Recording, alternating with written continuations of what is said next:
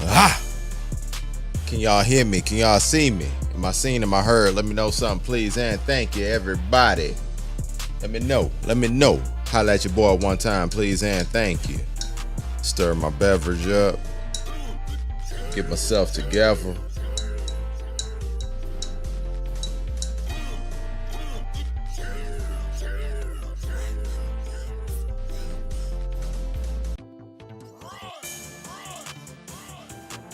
Okay, all right. Wait, hold on. Say yes, sir. All right.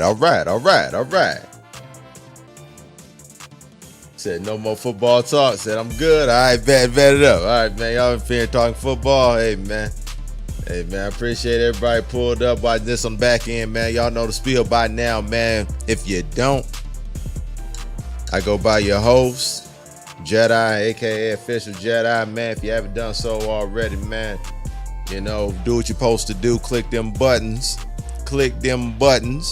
Now I'm talking about.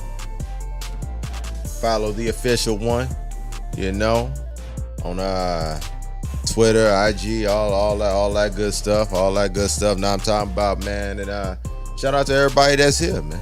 Everybody that's gonna be here, man. Appreciate y'all, man. Now I'm talking about. And, y'all know, all right, man. Y'all know the deal by now, man. All right. Since I got that out of the way, got my beverage. Chairs and bar stools to everybody.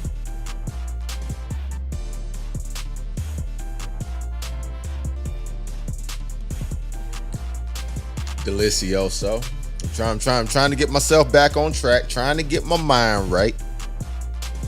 It's been kind of a, you know, a razzle dazzle one out here.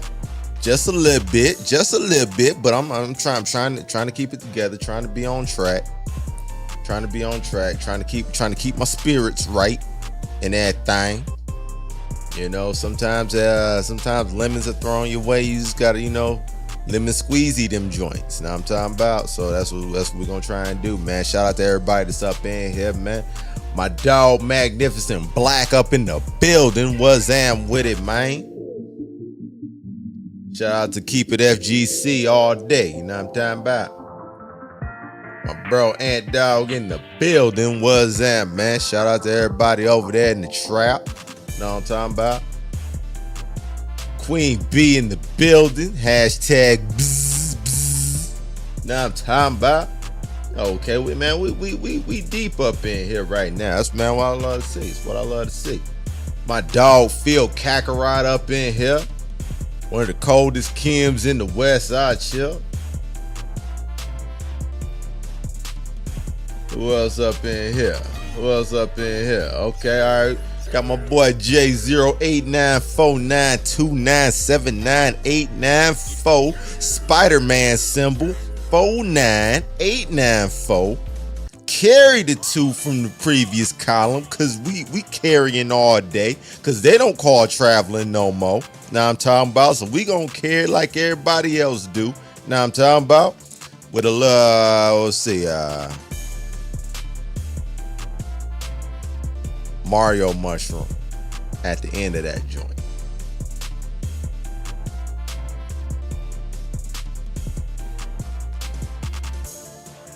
Who else up in here? My dog Blackathy in the building. Was am with it.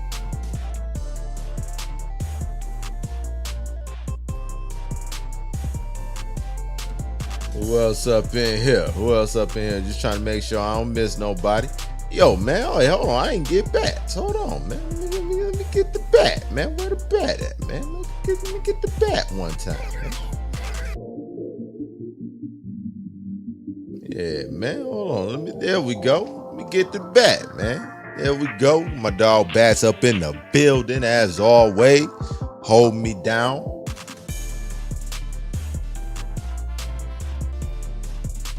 Who else up in here?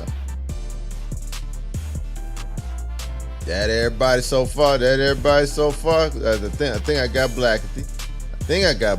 If not, I'm gonna get Blackathy one more again. You know what I'm saying? But yeah, man.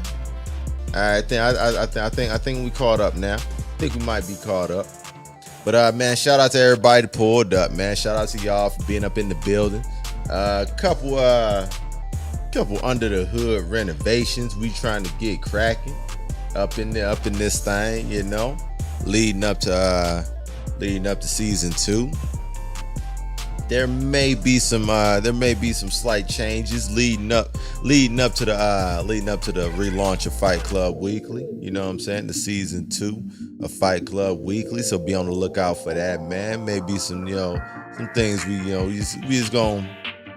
just gonna switch up, in order to get, the awareness together, the hype together. So I'm excited for that. Y'all be excited for it too. And man, I swear I ironed this shirt. Y'all. Whatever reason, man. It's seatbelt, man. But yeah, let's see. Oh, the boy Natic in the building too. What's happening with it?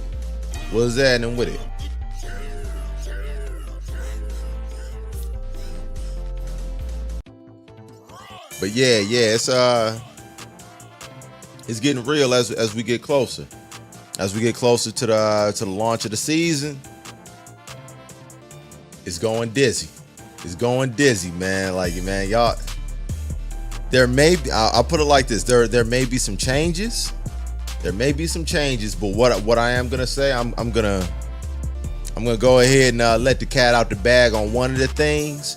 There will be official announcements coming from the three of us, myself, Agent, and Denny. But I'm gonna let one cat out the bag, right? The season is now going to be starting on May 28th. It is no longer May 7th, and we collectively, came to that decision due to the fact that we're going to coordinate season 2 of Fight Club Weekly to coordinate with season 2 of Street Fighter 6. So after the new balance patch, I think it's more fair to the players and us as commentators to do so after this new balance patch has come out. Like having everybody need to adjust mid-season, having everybody adjust mid-season to a brand new balance patch that could really upset the balance of the game. Or I don't want to say upset the balance of the game, but just overall change the balance of the game. I don't think that's fair to the players, and it gives us as commentators, a little bit more time to fully understand what is going on with the new version of the game that we'll be dealing with here. So we all came to that decision to delay the launch of season 2 to coordinate with season 2 of Street Fighter 6. That way, this entire season of Fight Club will be on this new patch, as opposed to just half of the season being on this new patch. So I figure, I just go ahead and let the cat out the bag when it comes to that thing.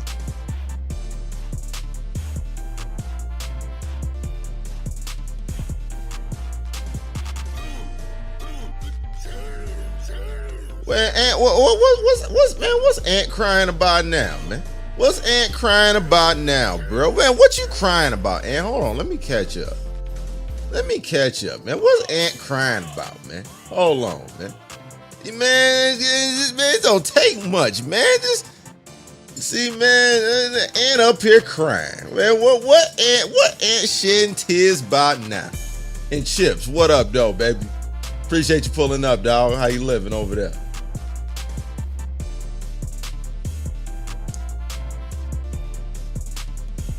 He said, I mean, that makes sense, but just get a bread to an Akuma main? Nah, man, hey. Akuma main still gonna have to earn it. Akuma main still gonna have to earn that. And the fact of the matter is, you were gonna have to deal with Akuma regardless. It's more so it's more so of a situation to where everything around Akuma is going to be different too. Like, so everybody's main character, whether they pick up Akuma or not, is going to be different. How different, we don't know. That's why we want to give people about a week to learn or relearn the new aspects of what their character is going to be, you know. So whether you pull up and with Akuma or Rashid might be different. Rashid might be a different Rashid than what you thinking. So the second half of the season, excuse me, pardon me, your Rashid could be very, very different. Better, worse, we don't know yet. We'll see on the 22nd, but your Rashid could be drastically different. So instead of having to make that adjustment mid-season, we're gonna give everybody close to a week to, you know, to make sense of whatever this new patch is gonna be, and make the necessary adjustments going forward into this new season without having the pressure of generating points for a very, very competitive tournament. So I think it's fair to the players. I think it's fair to, you know, us as commentators and you know, and the creatives around it.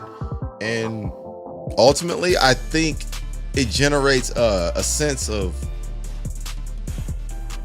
newness that we had in season 1, because, you know, we started season 1, you know, pretty much, you know, the week Street Fighter 6 came out, or the week after, or something like that. And I think season 2 with Fight Club Weekly kind of, you know, recreates that newness in a way, because it's going to be a brand new game all over again following this patch. So it's something to look forward to. I think it's gonna, you know, be a very, very interesting shakeup.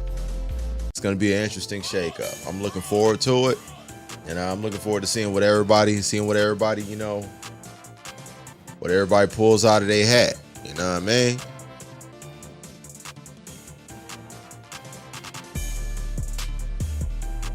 All right, for sure, Ant. Be safe, man. So what we talking about? I was just letting everybody know up front that there are potentially going to be some changes that we are going to announce in the future pertaining to Fight Club Weekly. But one cat I am going to let out of the bag right now. And Bleed, what up, though?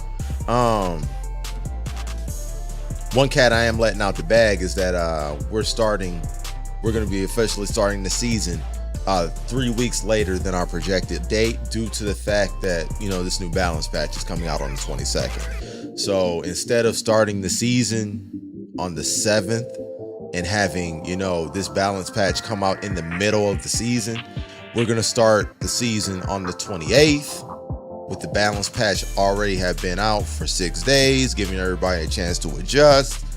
Then we start the season a week later. You know, we think that's a little bit more fair to the players, a little bit more fair to us as commentators, to not have pressure trying to, you know, essentially relearn new aspects of not only characters but the game itself. It gives everybody a chance to be a little bit more educated on, you know, on the situation, you know. So that's the main bit of news that I've been covering since we went live here. Season officially kicks off on the 28th.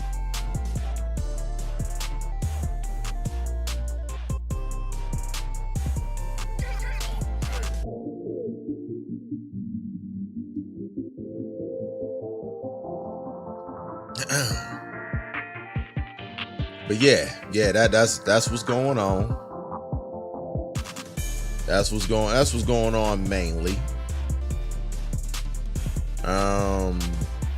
If people had any questions, I know we have several of the competitors in here already that are going to be competing in Fight Club Weekly Season 2. If you guys had any questions for me, feel free to ask, because everything is ramping up, and everything that, you know, that I'm at liberty to cover right now, I would love to be able to share with you guys. we can have a conversation about it live on the air. Even though I will say, you know, like there will be, you know, there will be other announcements, other live streams that will be covering a lot of information as well. So if you don't, you know, speak up now, you'll have other opportunities leading up to the season starting.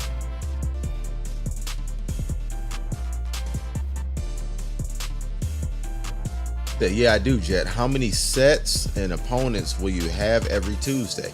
Okay, that is actually a very good question. That is actually a very good question. Let's highlight. I'm gonna highlight every question that I get. So we are, because last season we were hosting 2 shows per week. That has now been reduced to 1 show a week. That will be every Tuesday. So today, every single week, there will be a Fight Club weekly show, but we are still retaining the format of you will have 2 opponents per week. So that being said, you will have 2 opponents every single week to fight, and you will have a full week to organize your matchups accordingly or coordinate with us if you're able to get your set featured on air, which we are working on having additional incentives if you're able to do so. So, you know, in order to incentivize people, you know, having their sets on air. So to answer your question, Phil, you will have 2 sets to, you know, to play within that 7-day period. You will get 2 opponents that you need to play before the week is up. Before the 7 days is up.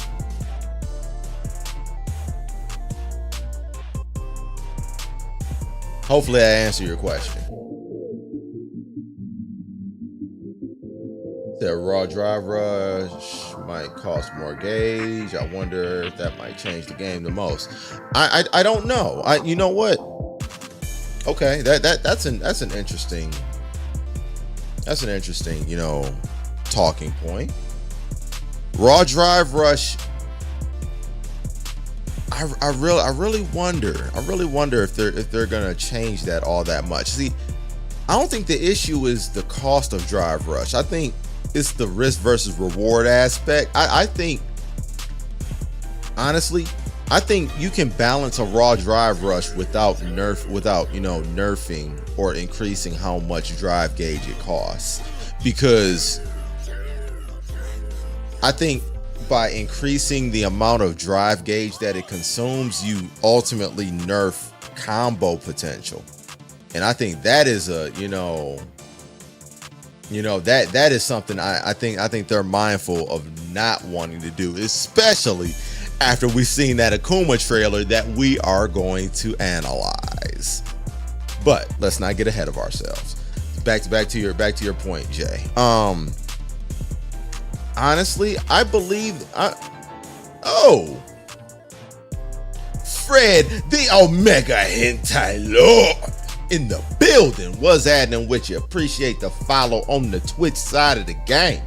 Now I'm talking about kick your feet up, enjoy yourself. I believe that you can make raw drive rush more costly by merely making it a punish counter if you get checked on it. If you get checked on your raw drive rush, it gets treated like a punish counter. And hello, Train. Jesus. Oh, you know what? You know what? Oh, check this out. Hey, Train, real quick. Shut all the way the fuck up. Now I'm talking about. Come in, trying to bust up somebody's train of thought. Hell's going on around here. Now I'm talking about. Yeah, dude, I feel like Ed versus Ibuki matches are gonna go so hard. Oh man. Okay. You speaking certain things into existence out here. I see you, Fred. I would like to see a Buki in Street Fighter 6. I would like to see it. I would like to see it.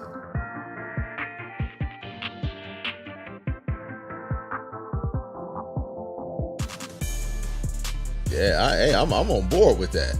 I'm on board with that. Matter of fact, I'm gonna throw that one up there. I'm on board with a Buki in Street Fighter 6.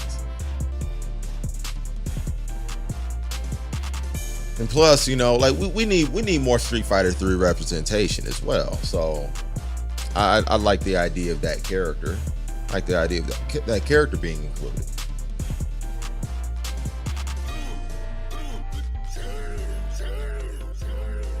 Does anybody have any other questions? Phil said, and oh, yo, Hen Dog, what's that? What's happening with it? Appreciate you pulling up. I think that would be amazing. Clip DJ and jury.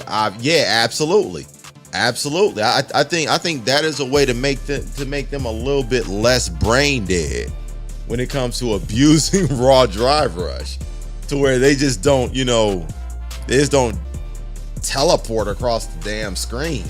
You know, I think that makes it a little bit more fair without you know, completely taking their knees out as characters, you know.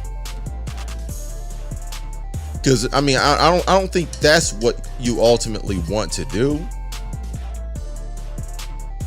DJ is egregious though. Like DJ is offensive. Like he could lose a kneecap. He could lose a kneecap for sure, but I digress. And Train, you swear you slick. Know what I'm talking about?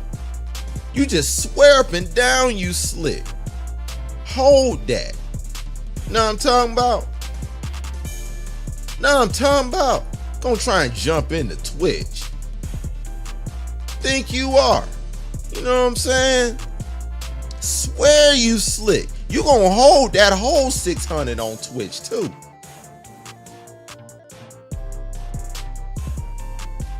What the fuck?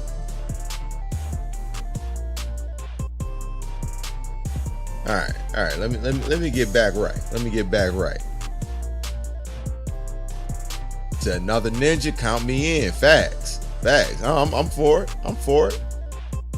That would be reasonable because some characters raw drive rush is crazy dumb and Akuma would be running chaos. Yeah, it would.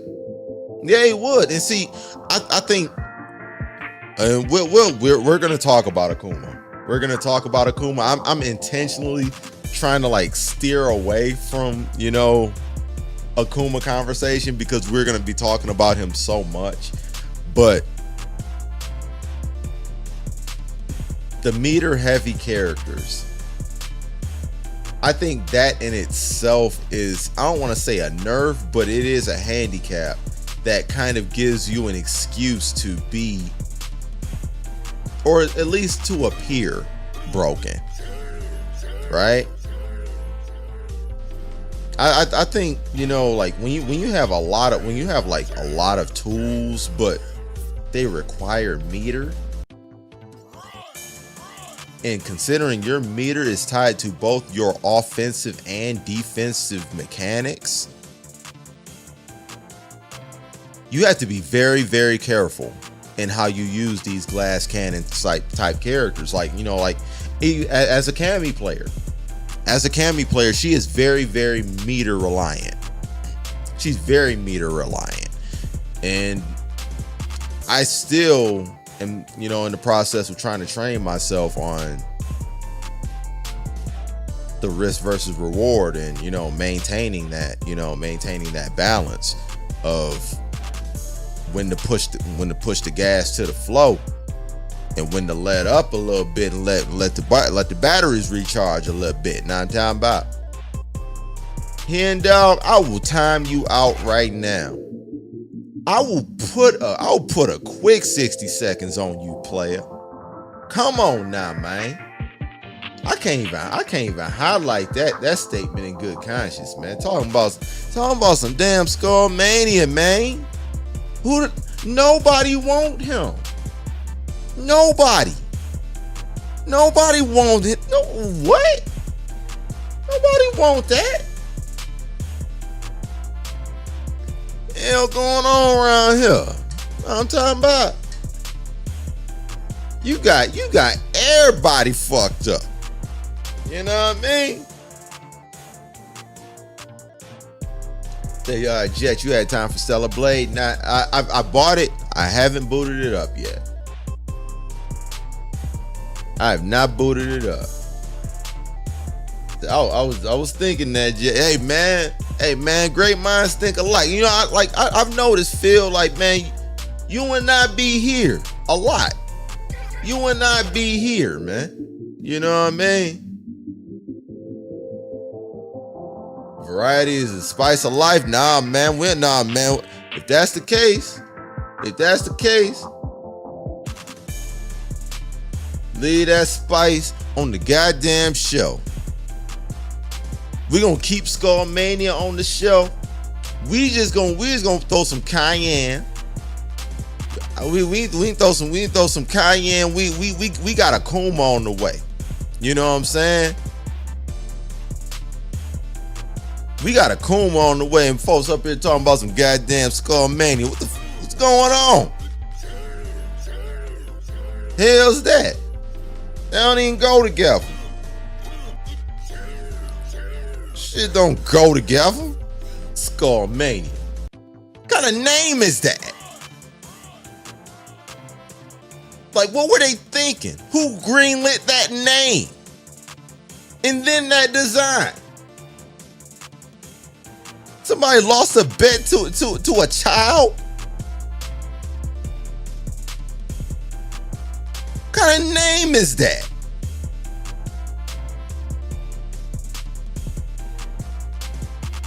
And then look at him. He ain't got no place.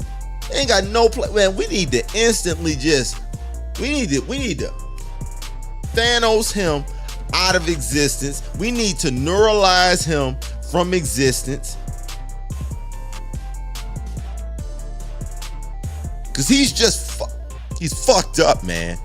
You know what I'm talking about?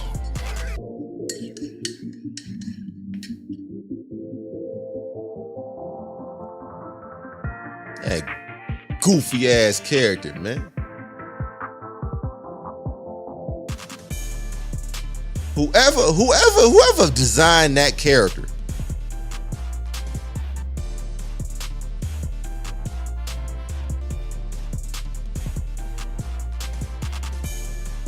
I hope they slip on a banana peel and they hot coffee, fly all up in the air, generate a whole bunch of G-forces on the way down, and just land all in his nostrils. Burn your fucking nose hairs off. Whoever designed that character. Know what I'm talking about?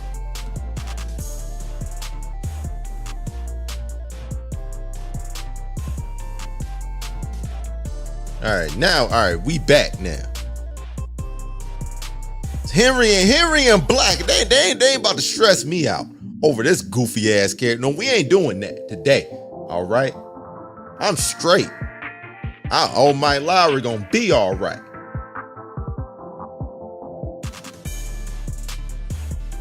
I didn't know Skullman. He don't have fans. He just has people that like to troll the rest of the world. That's all he has. He ain't got no fans.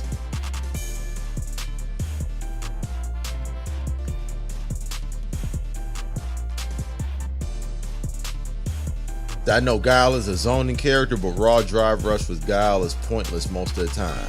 If I can get punish counter off that, would help a lot to keep people off me. There you go.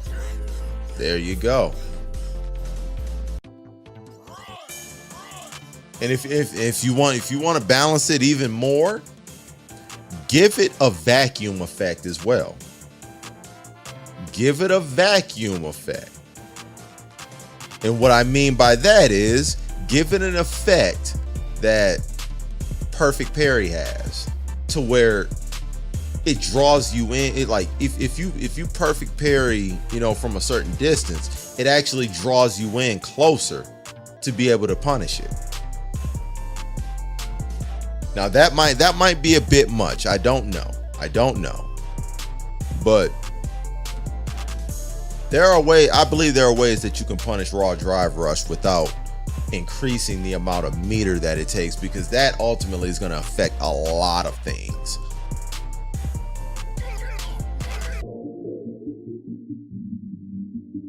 Yeah, that's gonna affect a whole lot of things, you know. And I'm not sure they want to affect, you know, the overall balance of the game pertaining to, you know, how combos are constructed and things like that. Kind of like proximity blocks. Exactly.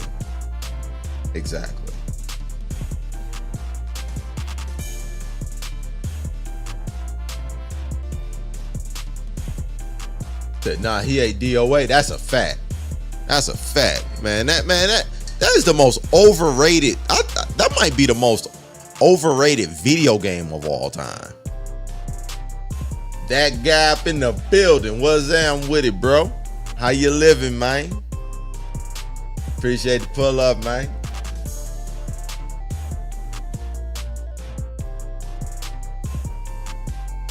Yeah, man, DOA is trash, man. That joint's so weak. I mean, that's the type, man. Like, you got to be willing to play any fighting game to play DOA. Like, you got to be like Chuck. You know what I'm saying? Just playing any fighting game, just cuz. You know what I mean?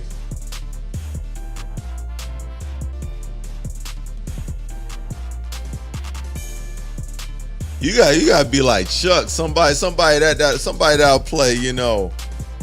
He'll play the My Little Pony joints. Like he was really like posting clips of the My Little Pony joints. Like, that joint was heat. He was repping. He was repping that joint, dog. You know what I'm talking about? I'm like, yo, man, this whole thing, man. You been rocking this, you know, this chartreuse ass pony, man, doing combos like that shit. Fight. He said fighting hers was alright, man. I hear you, man. Y'all got it. Y'all got that shit, man.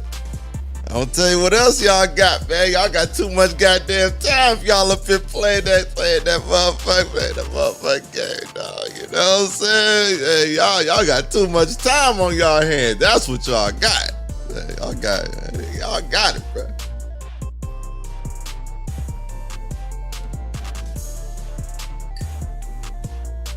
And that man boy was playing, you know,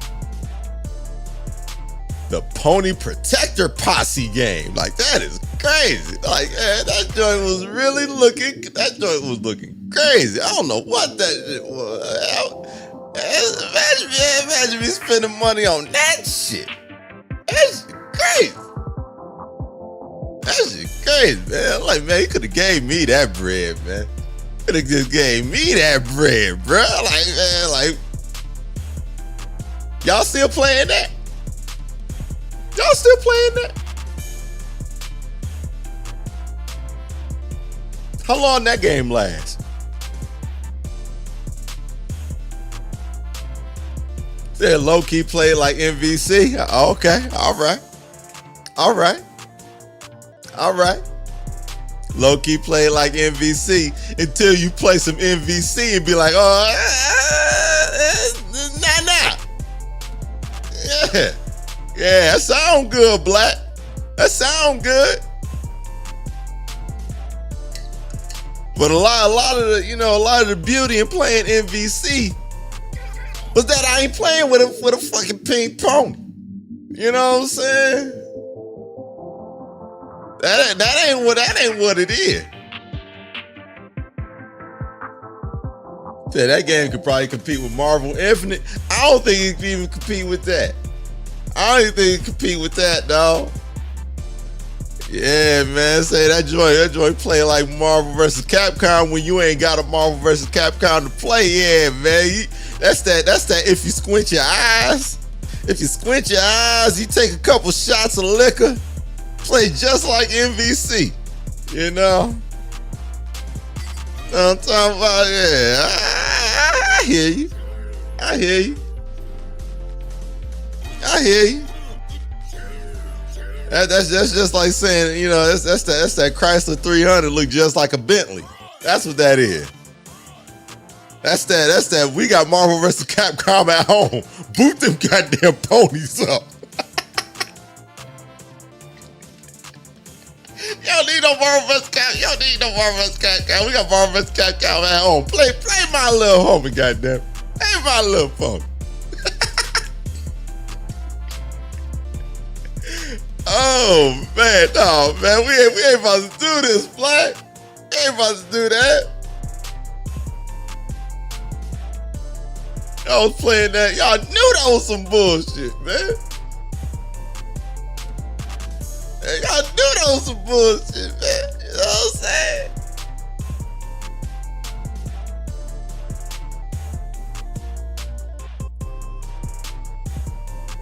That game lasted for a week, yo, man. I think that's about right. I think that's about right. That side note, I was playing Street Fighter Cross Tekken on PC. We need a cameo character. I don't know, man. I don't know if we need a cameo character yet. I don't know if we need that just yet. I don't know. Like it's still a lot of people from this world that we gotta tackle before we start talking about cameos. I'm not against it, but I think that's a further down the line type of thing, you know. Because we did eventually get, you know, like Akira from rival schools and things like that in Street Fighter V. So I'm not against it, but I think that might be a down the line type of thing. My dog Roshi in the building. Was am with it. I think you would have liked it. Yeah, nah, man, I'm straight, man. Black, I am way too shallow, man. Like I would not be able to get past. I would not be able to get past playing with, you know, playing with the pony pocket protectors. I just don't think I could do it. So when we playing Modded Marvel 3, or you mean Modded 3, Modded Marvel 3, right? I'm down whenever. I'm down for whatever. I talked to Vargas and Reyes, you know. I talked to Vargas and Reyes, you know. They're down for whatever.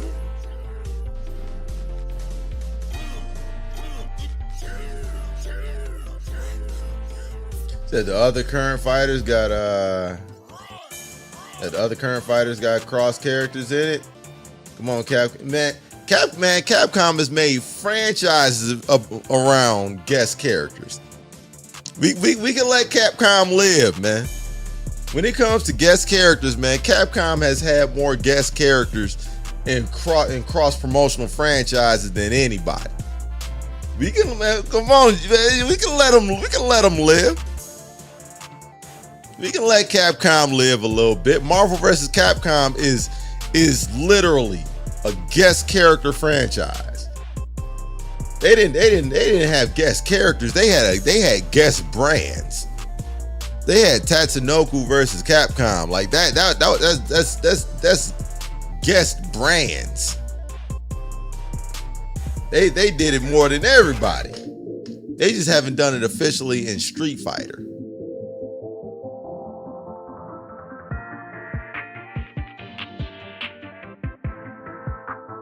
That my little homies is a crazy title for a game. Hey, man, I need my cut. I need my cut.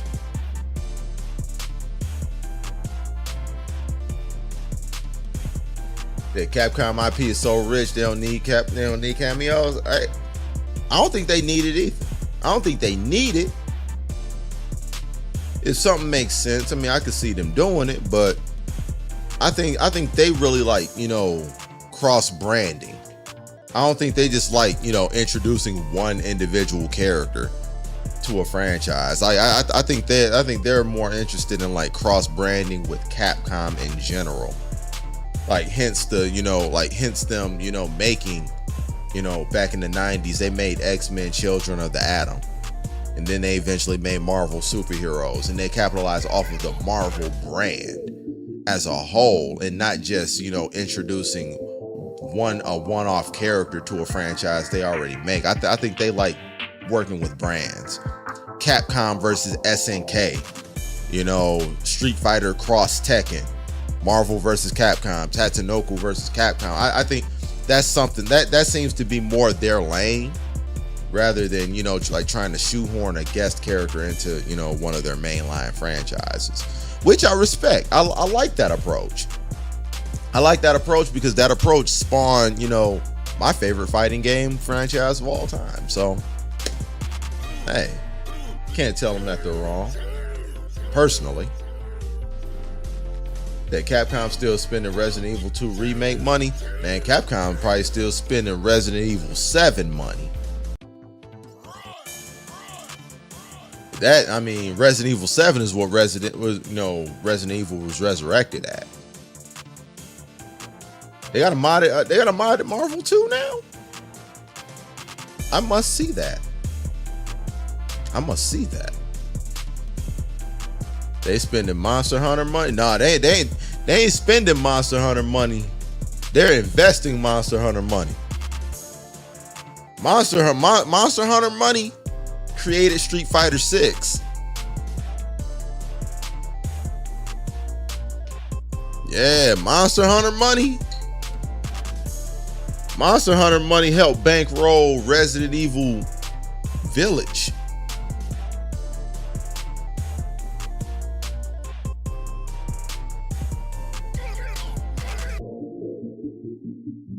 Yeah, that brought in the money that actually could bankroll projects. And now they got a new Monster Hunter that's probably gonna come out next year. That joint gonna be serious, man. That joint gonna print money all over again.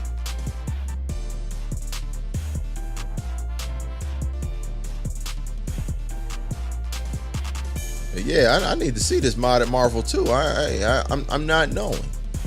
I'm under the radar.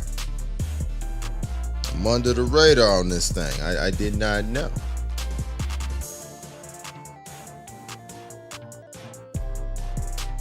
Yeah, man, let me go ahead and boot this other computer up, man. You start talking about this Akuma.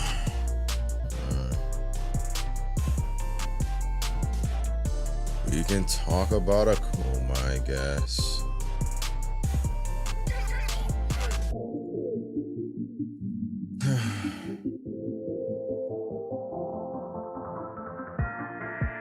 Three more weeks before, you know, all hell breaks loose, literally. That I got you. Good looking out on the mob. Oh yeah, for sure. Oh, I gotta get it installed. Okay, yeah, for sure. Yeah, no doubt, man. Yeah, that joint is fire. Man. I think you'll like it. Man.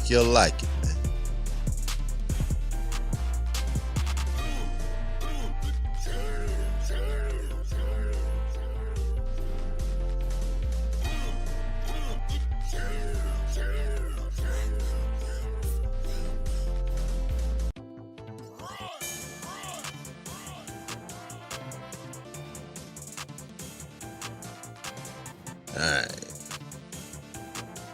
Yeah, curb your enthusiasm. Yo, man, word.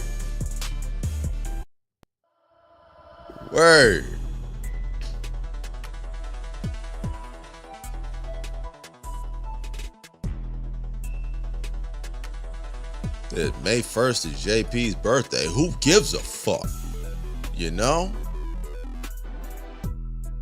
Care about that?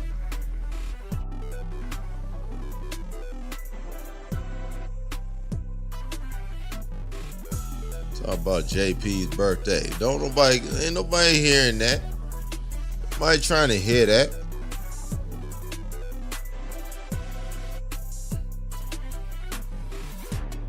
All right, let me tighten up.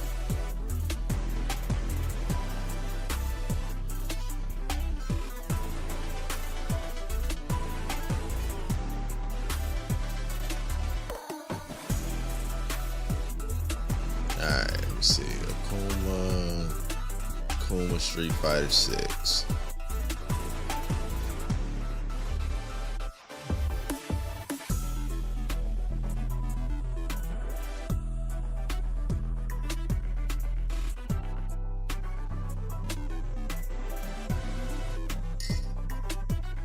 We finished this coffee one time.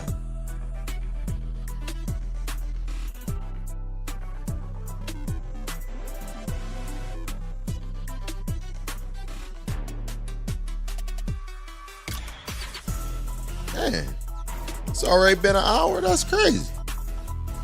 That's crazy. I didn't even know that. Time, man, that hour went quick.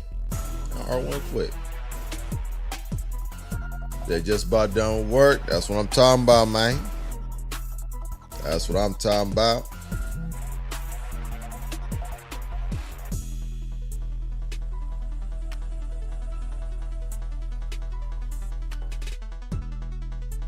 This design is so dope. I can only imagine how other villains are gonna look. Man, listen. Man, as much as I dread Akuma's arrival, he looks so fire, bruh. He looks so fire. Everything about him look fire, man. Everything about him look fire.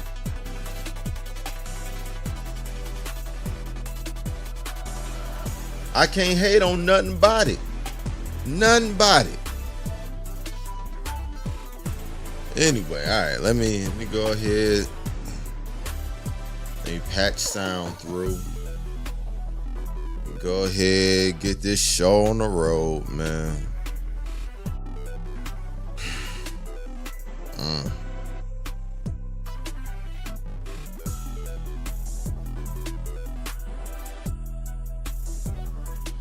All right, let's go ahead and get this show on the road, man. We're gonna go ahead. We're gonna kill sound.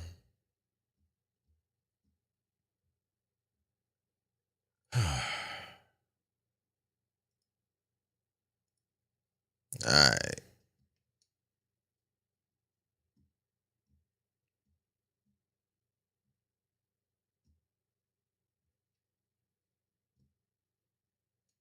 And why is my? Huh. That's weird how that don't work. All right. Anyway, y'all let me know. Let me know if y'all hear everything. Is everything coming through the way it's supposed to? Let me know.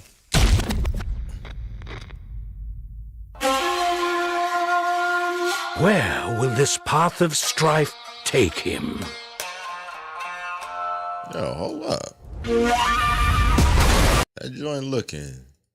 Yeah, man, 720. What's going on here? Trying to get me some 720. What you talking about here? 4K that thing. Where will this path of strife take him?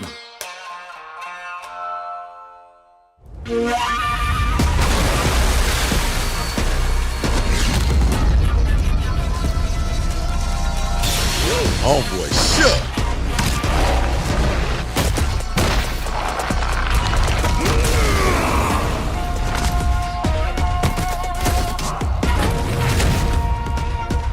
Cold.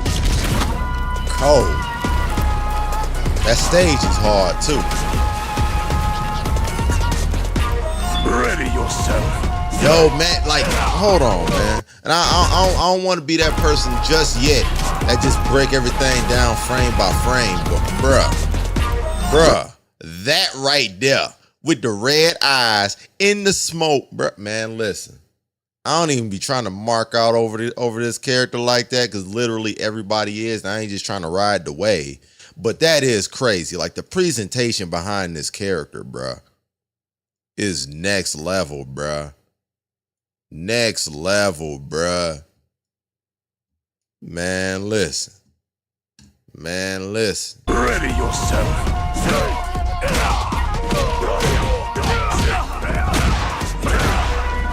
Got the normals. Gotta dive. Got the dive kick still.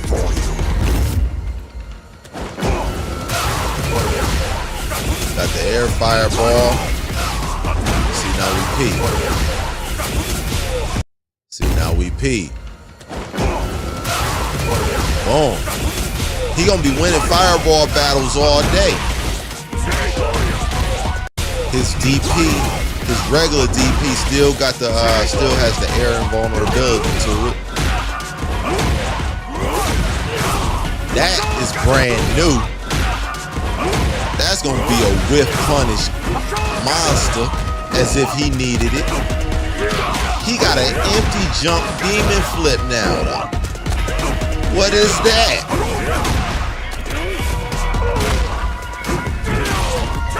Still got the overhead. He got the EX fireball that does the 2 like Shin Akuma does.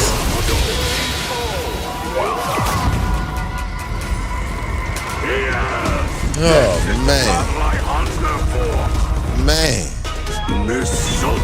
Yo, man, like the presentation behind this character is crazy, man. Like I'm really not trying to mark out over him like that, but golly, bruh. Like they put their ankle in it. They put their ankle in this character, bruh. This is what a boss look like. Facts. Yo, Big Red Ed in the building. Was am with it. My dog Chuck up in here. Was am with it. Shout out to them plus on Block Boy. Now I'm talking about, throw Big Red Ed up there one time. You know, let Big Red Ed get a little love. My dog Chuck in the building. Shout out to the plus on Block Boy. Now I'm talking about. Him and my brother Dreology be doing the Law's work every single Sunday morning. So make sure you pull up. Click the link in the description, man. You won't regret it. If you haven't done so already, sub up on them. They're on their road to 500. And y'all know what happened at 500. That means they start getting that paper. So help my dogs get that paper one time. Know what I'm talking about? Chuck, he going to be one of the 40 plus competitors competing in Fight Club weekly, you know, so be on the lookout for that too. You know what I'm talking about? Let's get back to this thing.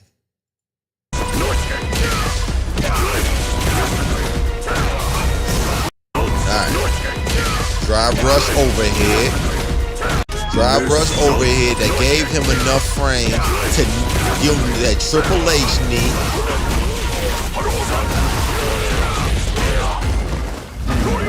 See, now this is what tripped me out. Okay, now we also notice, boom, he can neutral jump into the EX fireball, into the EX air fireball, right? He can neutral jump into the EX air fireball. He probably can't do the regular. He probably can't do regular degular joint, but he can do the EX joint. You know what I'm saying?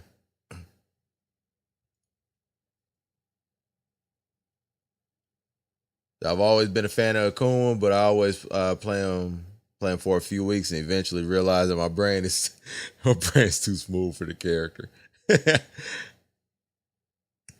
That's funny. That shout out to My Little Pony. Yeah, man. Chuck was trying to cap like that joint was heat, man. Oh man, Chuck was definitely trying to cap like that joint was heat, man. Like that, man, chill, bro. Posting clips of that bullshit, man. You know what I'm saying? Chuck was posting them clips, boy.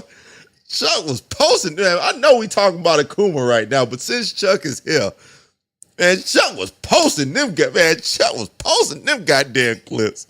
Like that shit was fire, man. Like, yeah, he really had My Little Pony doing these combos. That shit look fire.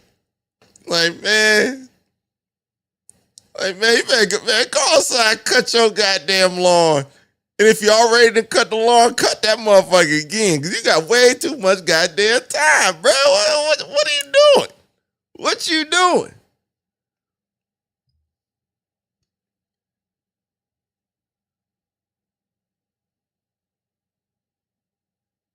That joint was fire, man. That joint was not fire, bruh. Man, stop telling yourself that. Stop telling yourself that. Don't nobody believe that but you and Black. Both of y'all is crazy. Both of y'all is crazy. Then what do you mean he can't do regular? He can't do a regular fireball from a neutral jump. Only jumping forward. That's what I meant, Batch. He can do his EX air fireball from a neutral jump, but it doesn't seem as if he can do his regular air fireball from a neutral jump. He has to be jumping forward.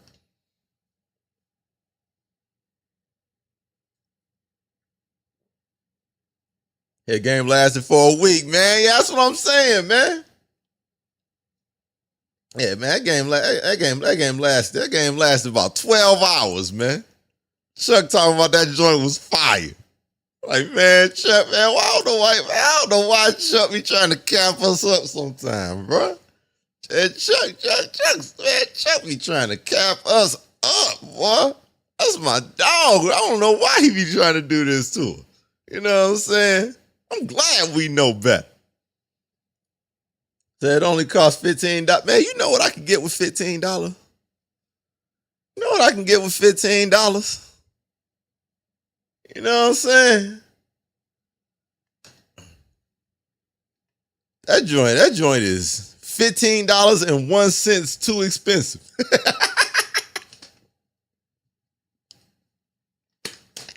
I thought that was funny. Go ahead.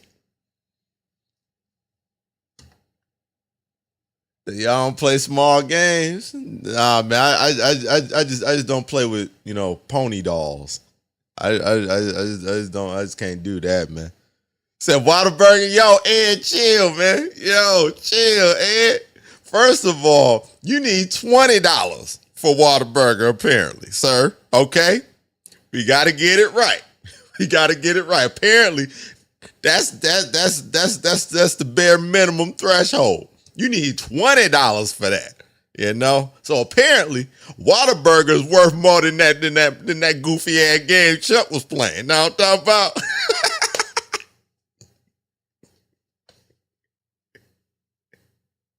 Yo, man, Chuck was capping for a game that's worth less than a cheeseburger. Why are we doing this, dog? Come on, Chuck, man. Why you capping us up for a game that can't even buy a cheeseburger, man? Why are we doing this, dog? Come on, man.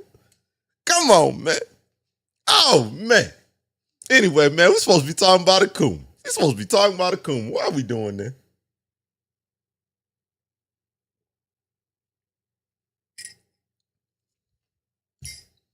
Why are we doing this? Yeah, you can get DOA for 15. Oh, I know. It looked like it. It looked like it. That sound about right. That sound about right.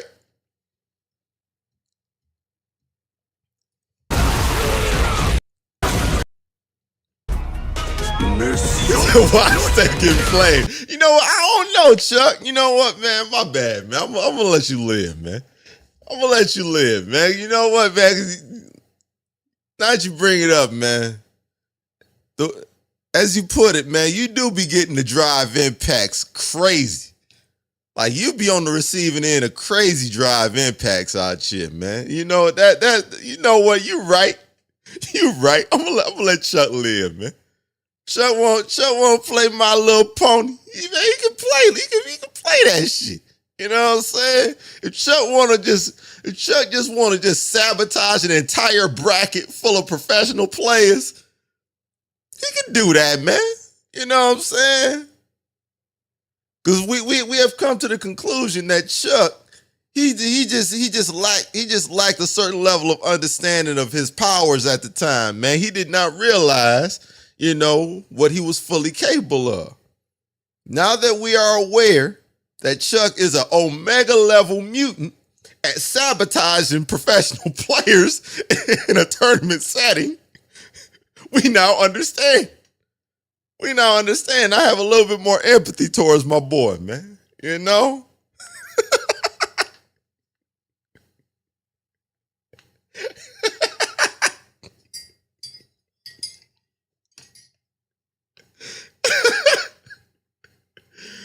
Oh, man. Oh, shit, man. Yo, A-Town, my bad, bro. My bad, bro. Yo, man, I don't know if you still in here or not, man. I didn't even check the Twitch, man, but appreciate you pulling up, bro. Yeah, my bad, man. Hope you good over there, dog. Oh, man. He said you can get the DLC for DOA for $1,500. Facts, man. That shit crazy. That shit crazy.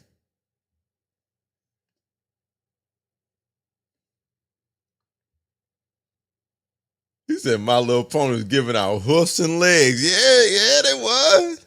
Yeah, they was. You know what I'm saying? All they moves look like the Ryu donkey kick. That was their whole move set. They punches look like kicks. That's crazy.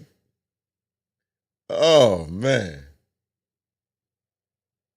Yeah, man, that DLC character is the horse. Is the horse from Ghost of Tsushima, Roach from the Witcher.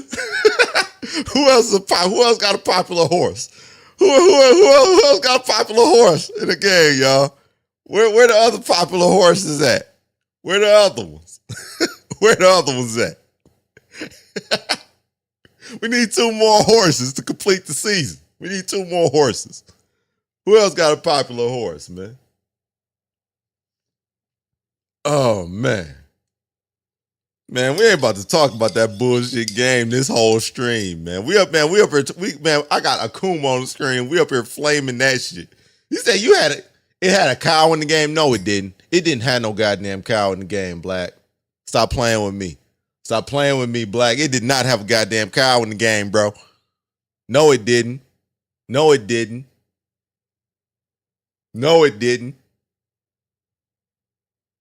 That joint had long ass eyelashes, black and white spots. Nah, man. We ain't about to do this, man. We ain't about to do this, Black. No, man.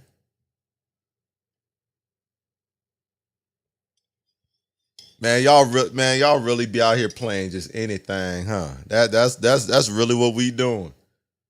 That's really what we doing. It's that white and brown, huh? Oh, okay. It was a chocolate milk cow, huh? Man, dog. I'm glad this image is on screen right now. I'm glad this image is on screen. Akuma doing a drive rush towards Ryu. I'm taking a stand. And I need my brothers in arms to stand with me right now. I need y'all to follow along with me. Standards in games that we play. You know what I'm saying? We ain't just gonna be out here playing anything no more. All right? Standards, my brothers and sisters. Okay? Standards, okay? It's important. From here on out, we ain't going out like that. We ain't just gonna be up here playing with brown chicken, brown cow in My Little Pony games. We ain't doing that. No. Standards in games that we play. Standards in the games that we put our time in. Look at what is above my head right now. We can never let ourselves get so low to the point to where just because we are in absence of the greatness that is being shown above, we can never let ourselves get so low to the point to where we are playing games that got pink ponies and brown cows in them. Okay? This is the intervention from my brothers. It didn't initially start out as that, but it's become that. Evolution is what we about over here. You know what I'm saying? Becoming better today than we were yesterday. And these brothers clearly need it right now. They up here fighting. They're up here fighting with cows and chickens and other farm old McDonald ass animals out here in these streets, thinking that shit fight. So for my brothers, the word of the day is standards. Standards. Standards. You know what I mean? I say this because I love my peoples. You know?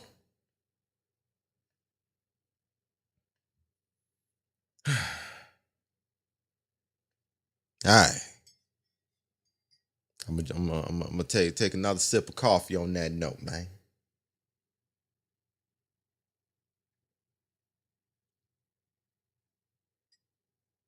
His joint is hitting too.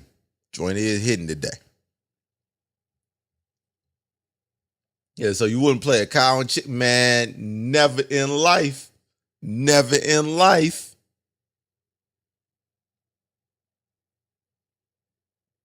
That they fighting over this. Yo, bad. So we are steering clear of that one. We steering clear of that one. Man.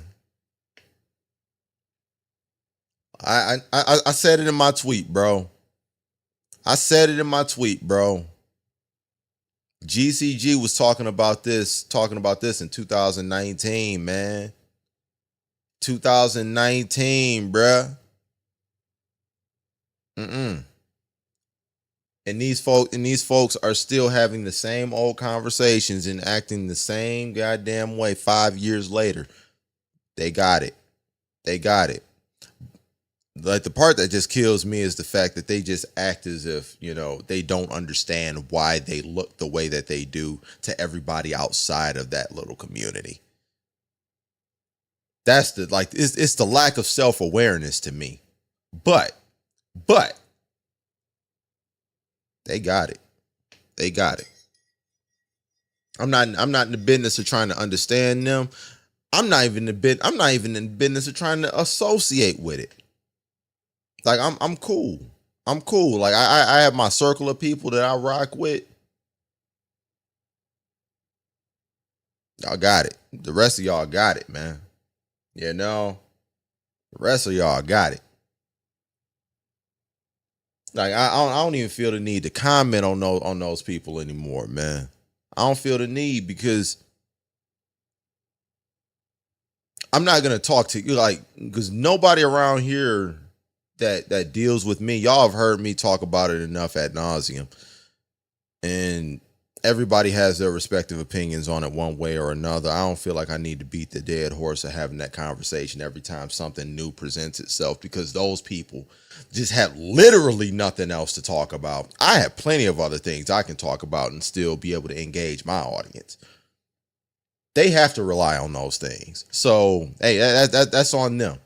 That's on them. Shout out to them for it, but I just choose to not associate.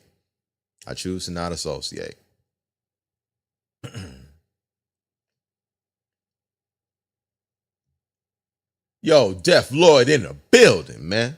My fellow Vegas brother. Am with it.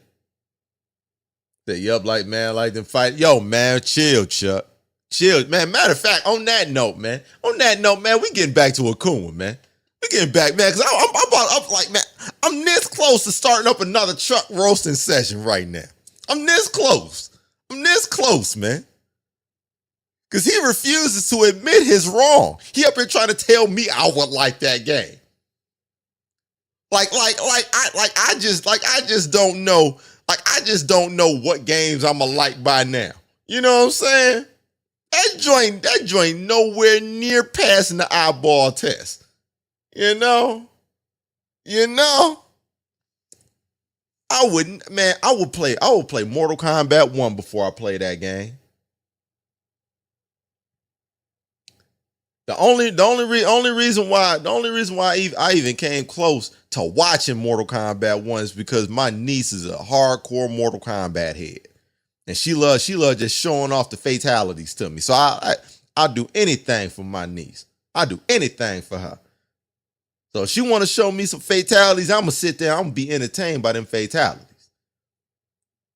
But what I played, I just can't do it. I just can't do it. I'm not a Mortal Kombat guy. I'm not that Mortal Kombat guy. I'm just not. I've learned that about myself. You know. Learned that about myself. You know. Said Mortal Kombat 1 is a worst game. I play that before My Little Pony.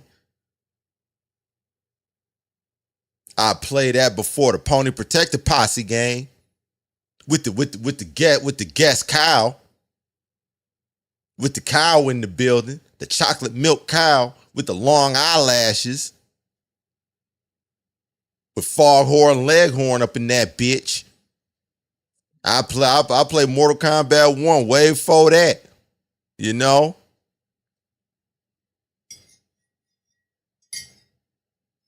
It's got to be able to pass the eye test first. It's got to pass the eye test first with your boy. You know? The reason why Marvel vs. Capcom was because it started out as X-Men Children of the Atom. It started out with X-Men. It started out with Marvel characters. And then it crossed over with all these cool Street Fighter and Capcom universe characters. That's a large percentage of what made Marvel vs. Capcom as a franchise Marvel vs. Capcom. It wasn't just how the game played. It was the presentation. It was the fact that, yo, man, I can put Wolverine on a team with Ken or Gambit, Psylocke, you know, Magneto. Not the chartreuse fucking pony. Got the chartreuse pony and the chocolate cow. No, sir. Okay? Old Mike Lowry gonna be all right. And since I'm talking on this rant, we gonna. God damn it.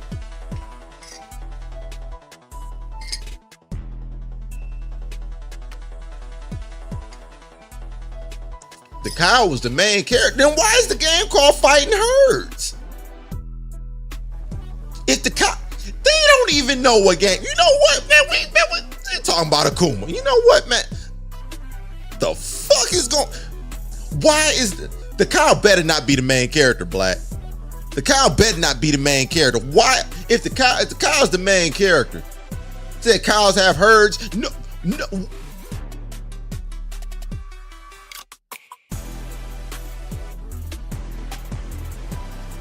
They do? I understand you like herd cattle, but why? If that's the case, then why is it that the ponies are I'm saying, like, why are the ponies the main thing that's marketed with the game if it's about the cow?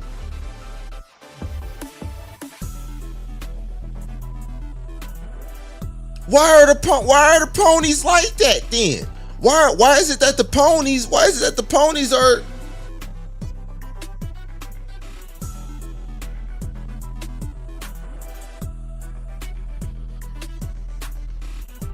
You know what, Ant? You right, man.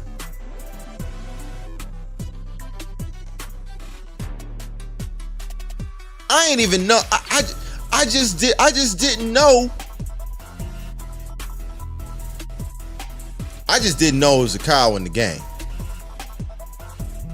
I just didn't know it was a cow in the game, man. To find out that was the main character.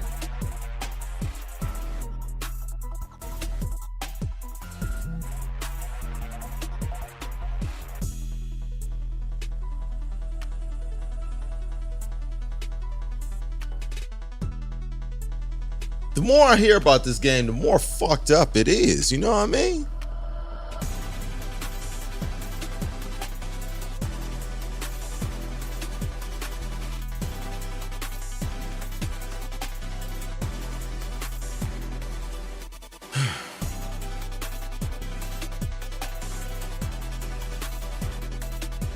That game is fucking stupid.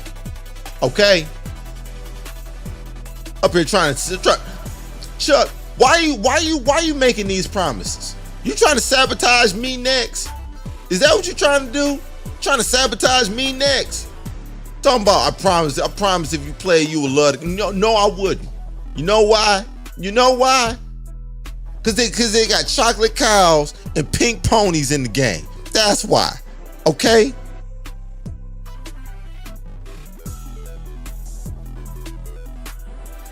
Fuck is going on? You got a main character that's not even marketed. Who does that? How you have a main character that's not even marketed? That's like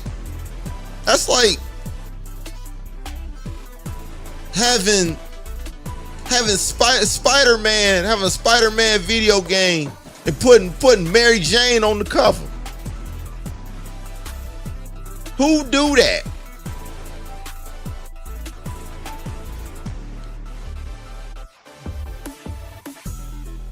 I think there's a pony that fights like black. See what? See what? All right, you know what I'm saying?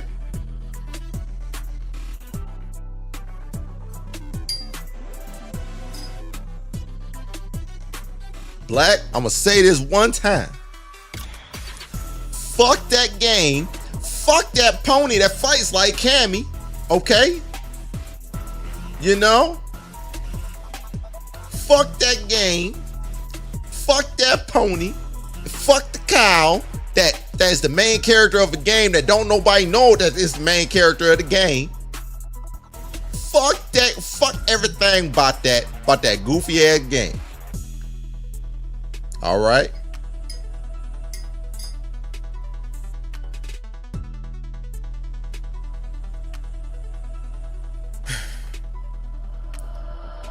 That shit is trash. The more I hear about this, man, the more I hear about that game, the more triggered I get. They go look at them supers, man. I'm not looking at them supers. I'm not doing that. I'm not doing that.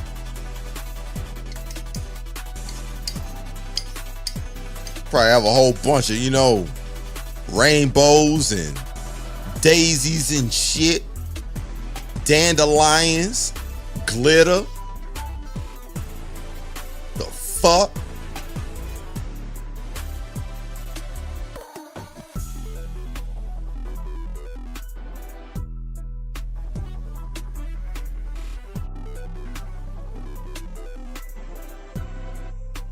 No, Chuck, you ain't gotta put me up on shit. No, I'm cool. You have no idea how cool I am. You got no idea how cool I am, bro. I'm so good on that. And bro, what up, though?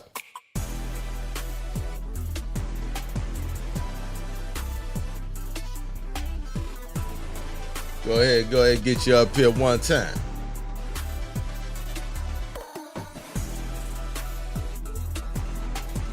Yeah, Train, glitter, rainbows, daisies, dandelions, cherry blossoms, glitter. Might want to see them supers. What we doing here? Anyway, we getting back. Talking about this game. You're welcome, Train.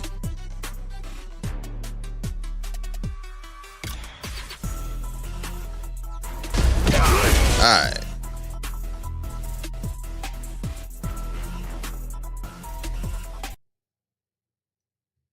Alright, we getting back. We getting back with it. Alright.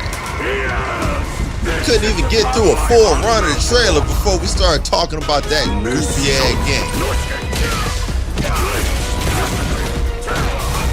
And see, the EX of that joint is 3 hits. Wall splats and everything. That right there, man.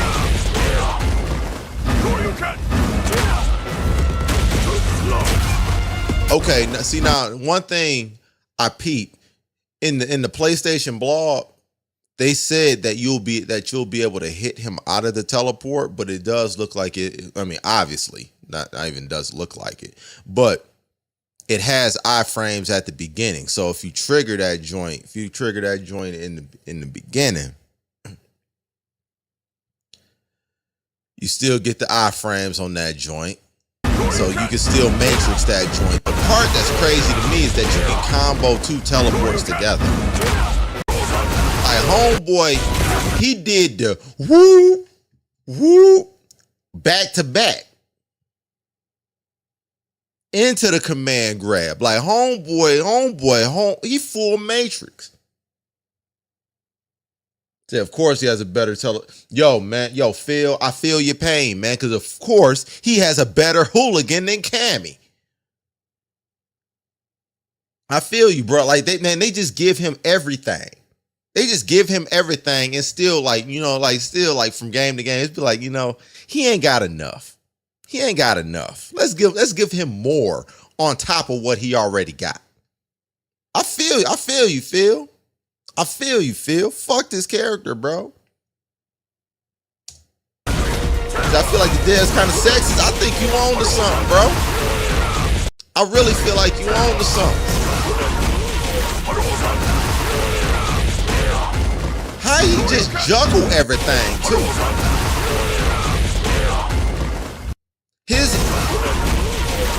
His EX Fireball pushes him forward and gives him enough room and gives him enough of a frame advantage to land and still do a Tatsu. What that is? What that is? Know what I'm talking about? That the collie has been patched out of the culture. Yeah, he has. Yeah, he has. He needed to be.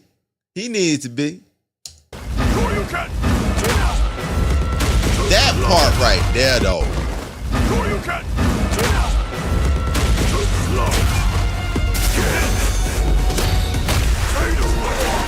That DI is crazy. Why everything juggled too, by the way? Now, mind you probably won't see a lot of this particular combo right here unless it's to kill. Because let's, and the reason why I said that, you know what? Talking about he said it. You know what you about to say? You know what you about to say for the next let's say 5 minutes? Nothing. That's what? Nothing. How about that? Know what I'm talking about? Tighten up. Now they don't show.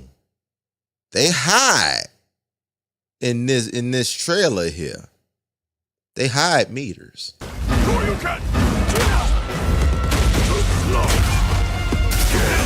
That's 1 right there. Boom. That's 3 meters used.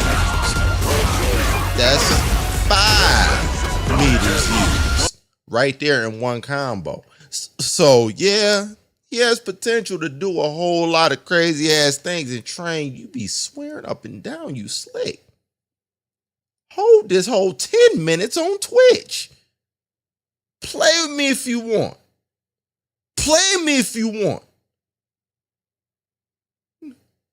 Motherfucker. Anyway, getting back to business. That's a lot of meter usage right there. You know what I'm saying? See, like everybody gets caught up in the spectacle of what he's able to do, and I get it. But I play a meter heavy character. So I'm mindful to look for these types of things. Like a whole lot of these things are not going to be realistic to do in matches because, for one, you're playing Akuma. It is a very, very realistic possibility that he's going to have the lowest health in the game. You do not want to burn out with the lowest health character with the game because you start taking chip damage and you put yourself in a very, very risky situation of getting stunned. If you get stunned against the wrong character and they have meter, you're dead. You're dead.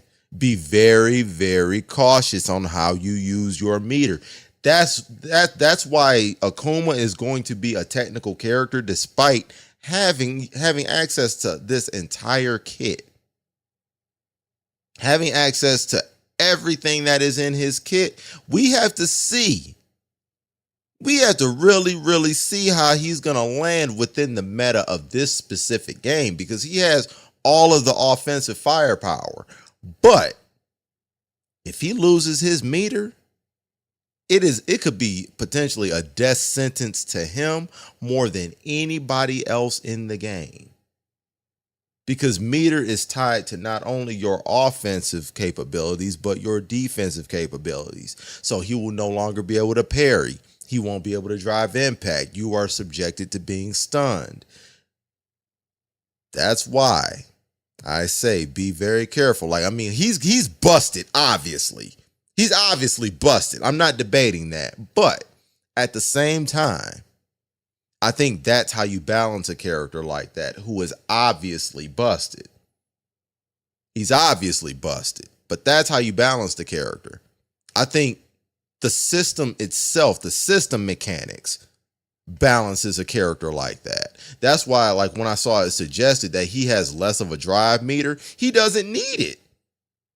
He doesn't need less of a drive meter because he's a meter hungry character. And the fact of the matter is that if somebody is not careful with the meter that they do have, they're going to burn through that 6 bars and they are going to be in the worst situation of anybody in the game. You have the lowest health. You have the lowest health in the game, which means you are subjected to chip damage. You are subjected to being stunned with the lowest health in the game. You don't want to be in that position if your opponent has meter. You get hurt. You get lumped the fuck up out here. And facts. Yo, Ant. Bats gonna burn out. He gonna burn out before they even say fight. They're gonna be like, yo, man, what the fuck happened to Bats' meter? Yo, man, all of Bats' meter gonna be gone. As soon as they say round 1 fight, his meter just gonna be depleted. He gonna be the only player with Akuma to start off. As soon as they say fight, he just gonna flash gold and lose all his meter. That's Bats right there. Bats has a gift. He has a gift for burnout. Like Chuck has a gift of sabotaging professional players' brackets. You know what I'm saying? It's an omega level talent. Shout out to my brother Dre just popped in the chat. Let me throw him up there one time. Who don't need meter? Cammy. That's a bullshit statement to come in on. But at the same time, that's still my dog. So I'm throwing some shine, you know. But when you play meter heavy characters, this is what I look at. I play a character that needs meter. I play a character that needs meter badly. So these are the things that I look at and I recognize. So yes, Akuma has a lot of tools. He has a lot of tools. He's busted. But he's very, very meter hungry. There are a lot of things in which can entice you to want to burn through meter very fast, and that can be a double-edged sword that, hey, dudes gonna be cutting their own throat out here. dudes gonna be cutting their own throat out here with Akuma, man. It's gonna lead to a lot of ugly losses. It's gonna be a tough lesson to learn. I think ultimately that's gonna be the toughest hill for a lot of Akuma players to climb, because you don't have to, like, you never had to deal with burnout. The mere fact that burnout exists as, you know, just as a part of the meta of this game, it's a great equalizer, even for a whole lot of characters that appear to be busted. You know, that's why I'm very interested to see how this balance patch is gonna, you know, affect things in the game.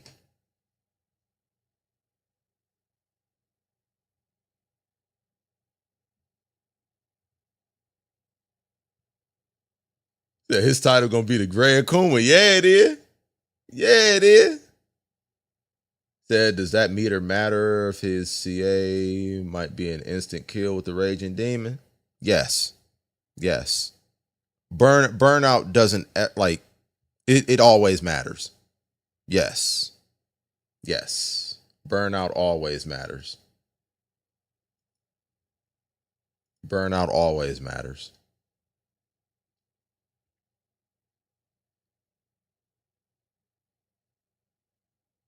So I hope the guest characters, man, black. I'm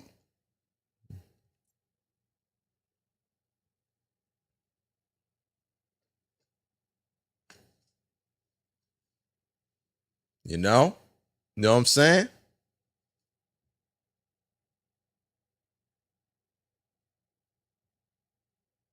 But yes, to answer your question, Ant, meter always matters. Meter always matters. Because the thing is, ultimately, if you are in a critical situation, because you're talking about the Raging Demon right now, you can only use the Raging Demon if he is in critical health anyway. It's a CA. It's not a regular super. So if you are burned out with you know, very, very low health, and you already are the lowest health character in the game, yes, that meter matters a lot. That meter matters a lot. Because even despite the fact that you have a Raging Demon, depending on how much health the other person that Akuma's fighting has, my money is still on the person that has higher health. If somebody is burned out, if a character is burned out in critical, that's pretty much a death sentence. That's pretty much a death sentence. I don't care if you got a Raging Demon or not.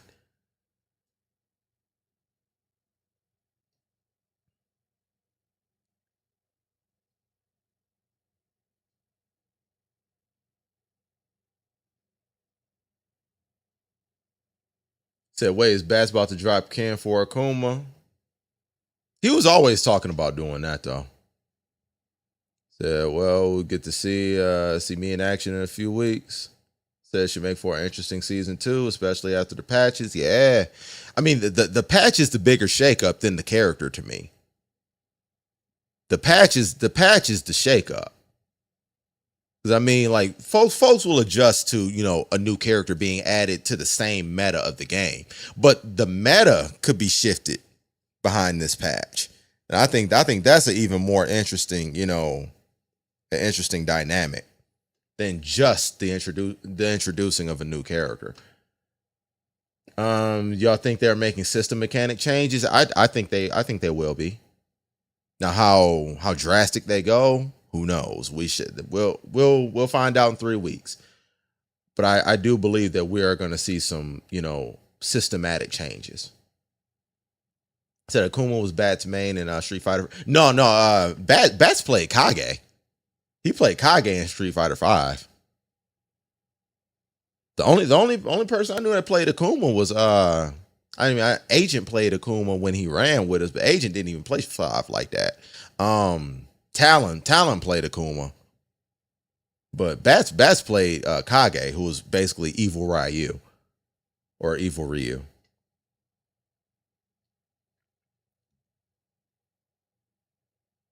Melee, what's there? I'm with it, man. How you living, dog? Hope you doing good over there.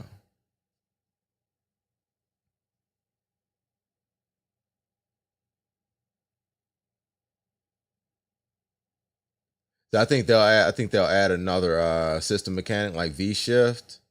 They'll call it drive shift. I think that's possible. I think that's possible. See, to see an evolution of the drive system. I think that is possible. Providing an additional defensive mechanic could be interesting. It could make it, so a whole lot of these characters that don't have, like wake up DPs or something like that, give them an additional option for, escaping pressure, escaping,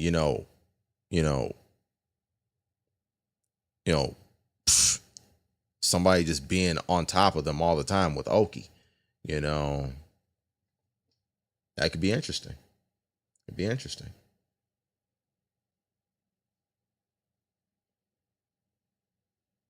I almost blocked Agent when he told me he made Akuma in third strike. Yo, man, chill, bro. Chill, bro. Yo, man, let my dog live, man. Take it easy. Let my dog live, man.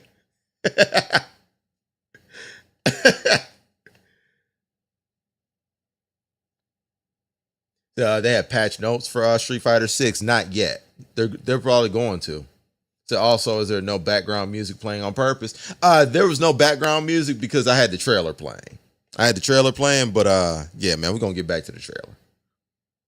I appreciate that. Being brought up too, because I didn't think about that until now.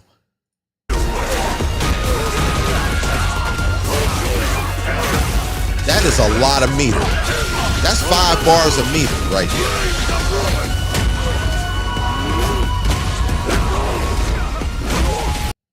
The fact that his level 2 wall splats, dog.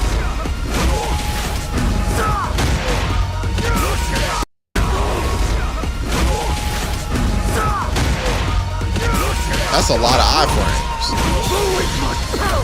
That's a lot of iframes on that.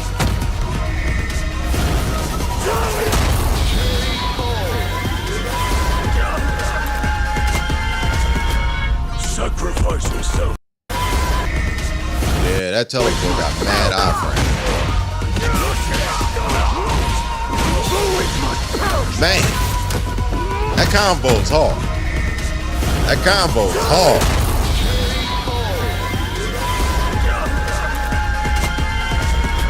Sacrifice yourself to the Satsui no Hano.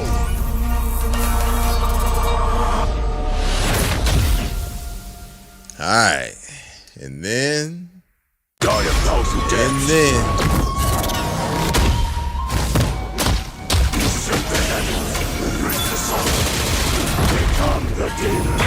that boy got jumped by 8 million Akumas, man, at the end. That is so fire that you get that peek behind the curtain, bruh.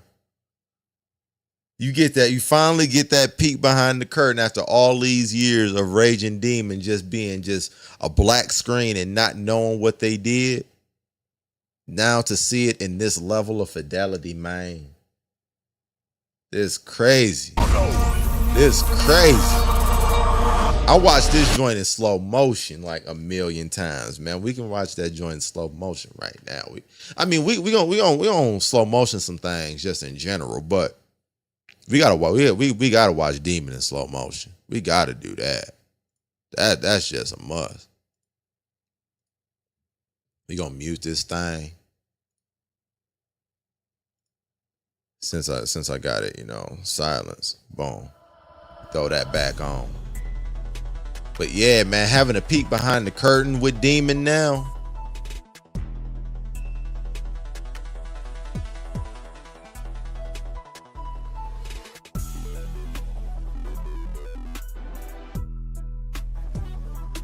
Okay, there we go. So that's the best super in any fighting game ever. I agree. Raging Demon is goated, bro. Yo, man, you see the multiplications of him. You know, you see the multiplications of him. He said, yo, you miss me. You miss me, baby. Yo, man, that right there. One Akuma. Another Akuma. And one thing I'm looking at, you know, just the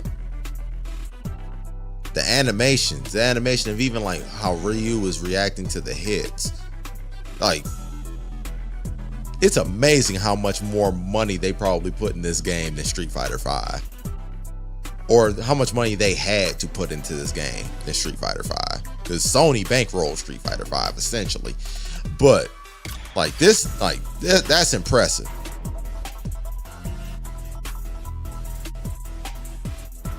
Like all these different Akumas are going to be beating his ass. He said, just screenshot this, yo, man. Like, so many screenshotable moments, bro. So many. So many.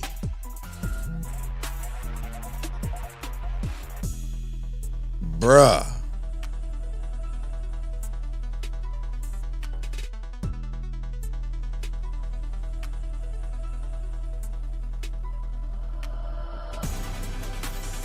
We're gonna let that sit for a minute.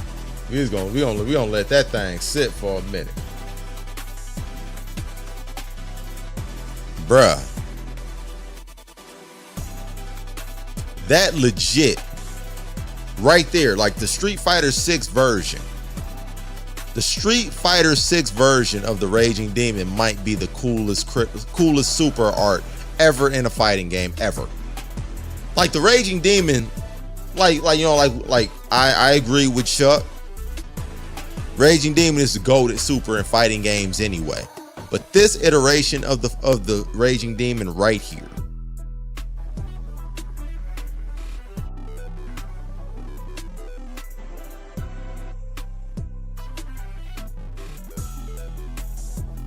Man, oh man.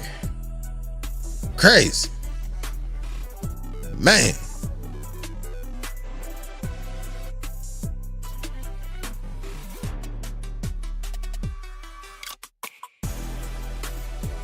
I said I was wondering how they were going to top Street Fighter V one. Street Fighter V one was heat too. Yeah, Street Fighter V one was heat too.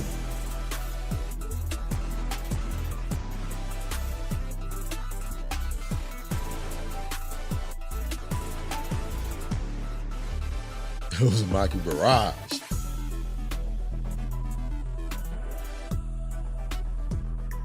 Yeah, they did. Yeah, they did jump him. They did jump him. Like he split off. He split off into all these goddamn duplicates, and they all jumped him. Said, Ryu, I'm sorry, but this ain't your franchise anymore. Capcom stay marketing every other Shoto better than you. That's a fact. That's a fact. That's a fact. Even the new one. So imagine seeing 1,000 Akumas. That's what I'm saying, bruh. That's what one is scary enough.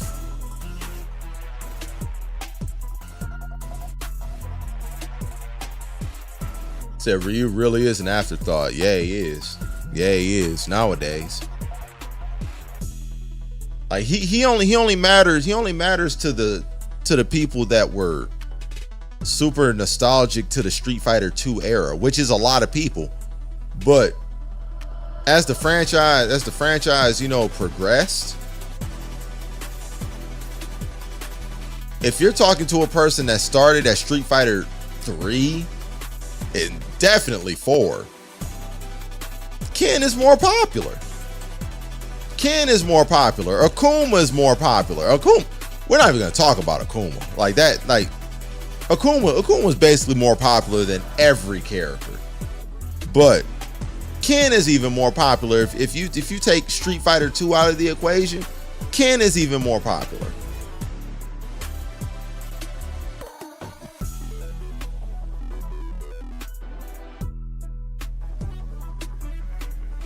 Yeah, when I saw this, got me wanting to pick up a show though. Hey man, I ain't mad at it. I ain't mad at it. Like if somebody, you know, if somebody want to take their talents to South Beach and try out Akuma, hey, I get it. I get it.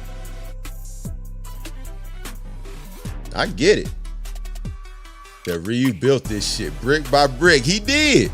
He did, man, because despite saying what I said, Street Fighter 2 is the reason why we have potentially the fighting game genre being what it is in general. Street Fighter 2, if it wasn't for Street Fighter 2 potentially being the most popular video game at the time that it was in its prime, the fighting game genre wouldn't exist in the way that it does right now. So like Ryu was the poster child for fighting games being in its prime point of its entire lifespan. You know, and that I think that's the reason why Ryu this maintains a certain level of popularity, because Street Fighter 2 was just so popular and Ryu was the poster child for that game. But as the franchise moved forward, man, it's all about Akuma. It's all about Akuma. And it's even more about Ken than it is Ryu.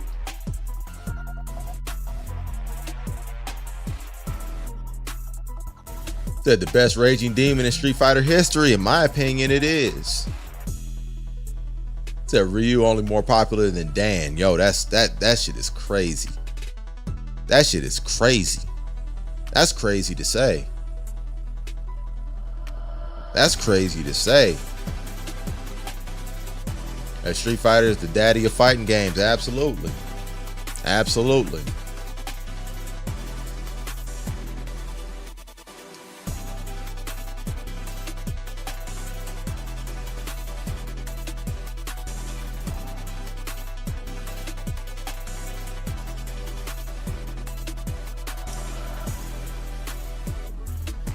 Man, that's crazy to think about, bro.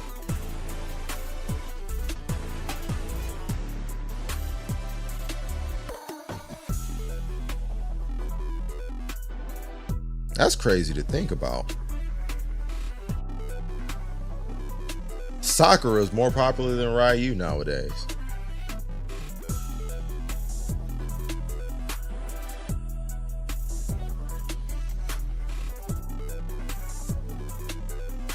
Wow. Wow.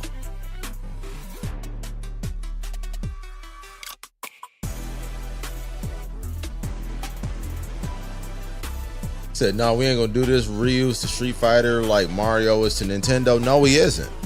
No, he isn't. No, he isn't. Like that's not realistic. That's not realistic. Ryu doesn't sell the game no more. Ryu doesn't sell the game. Like that is nowhere near. I'll put it like this. Ryu is to Street Fighter 2 like Mario is to Nintendo. Every other Street Fighter, nah. He's not. He's not. Ryu is the Mario of Street Fighter 2. That's it. No, I won't say that Ryu isn't popular. Ryu is absolutely popular, but at this point now, more people know and recognize and care about Akuma way more. Way more. People know and recognize Ken way more. The only people again that hold Ryu in that type of esteem still are people that were nostalgic about Street Fighter 2 specifically. You know, people will pick Ryu. People will pick Ryu in Street Fighter 5 and 6 because they played Ryu in Street Fighter 2. You know what I'm saying? He has that cachet about him now that Blanca players have. It's just more of them, obviously. But there are a lot of people that just want Blanka in the game because they played Blanka in Street Fighter 2. You know, but it's not because their popularity just transcended the entire franchise, because that's not really the case. All the other Shotos became more popular than him over the course of time, which is crazy to say.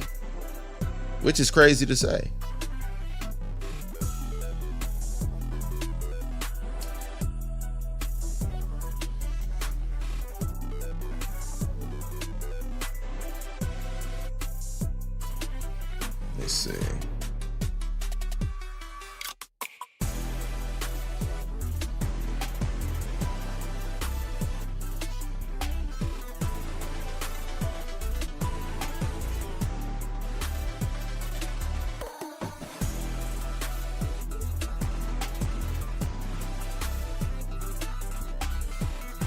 All right.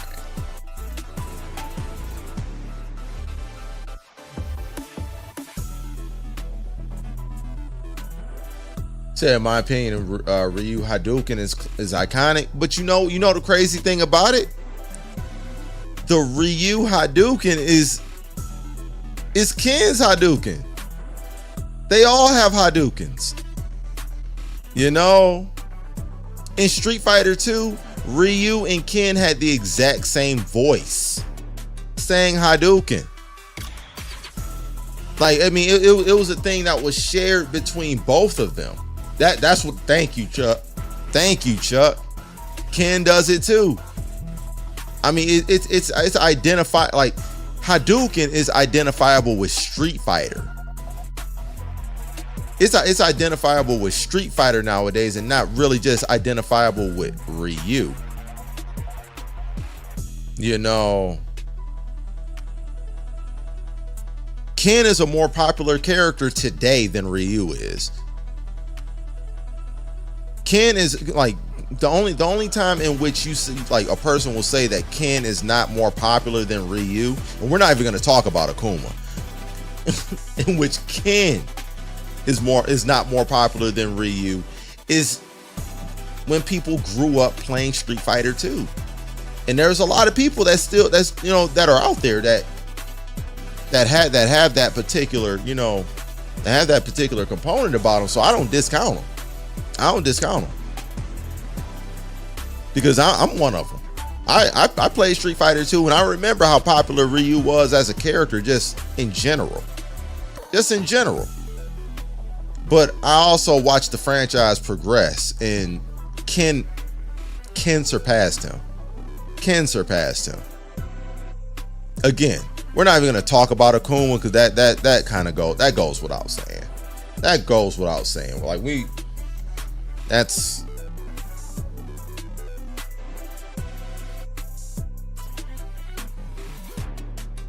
saying Street Fighter lore. Don't Ryu got something opposite to the Raging Demon? Why don't they give? He doesn't. He actually has the same thing. Like his story progression.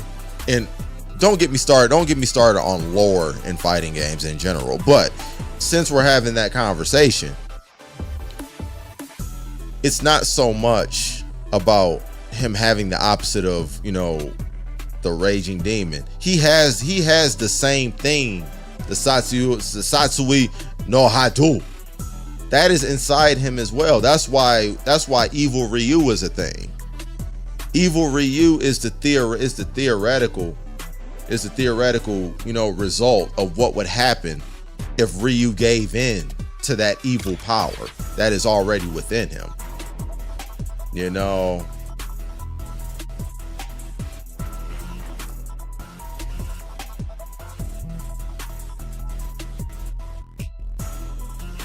Said in the hood, Ken was more popular. Outside the hood, Ken was more popular. For real. I mean, we seeing that more and more now. We seeing that more and more.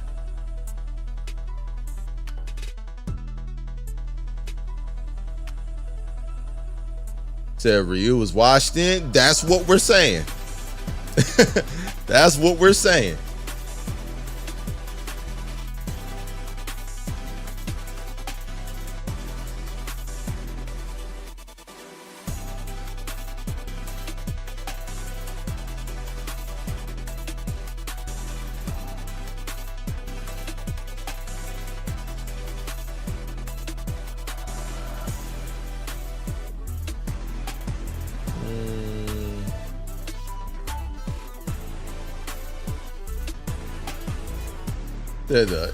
The power of nothingness. The power of nothingness. Is that what he supposedly hit Bison with at the end of Street Fighter V? Is that?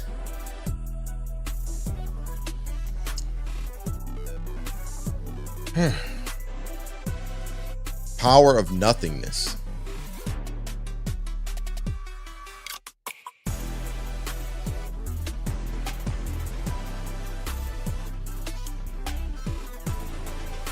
Or is that the shit that gives him the Genshin? Because I mean, like, I'm not sure, like, what gives him the electricity powers that he has.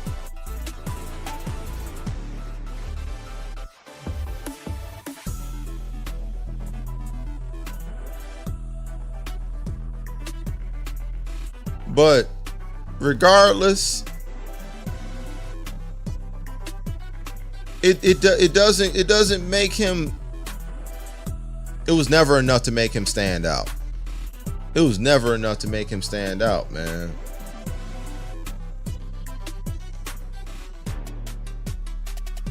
So all in all, Ryu was ass. Hey man. Hey man. They did it to him. They did it to him. It's fucked up, man.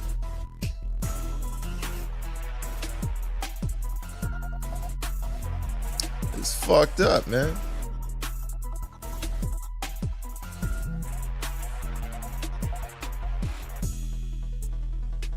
The emptiness gives him that power. It's like a double-edged sword. One side light, one side dark. How do?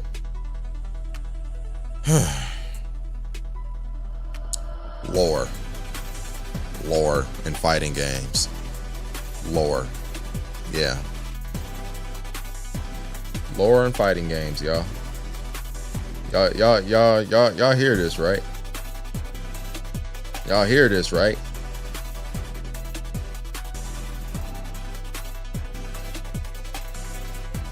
That Chun-Li more popular, which is crazy. Yeah. I mean, we ain't even got to talk about, you know, other characters outside of Shotos. You know, we ain't even got to talk about, you know, other characters outside of Shotos, man.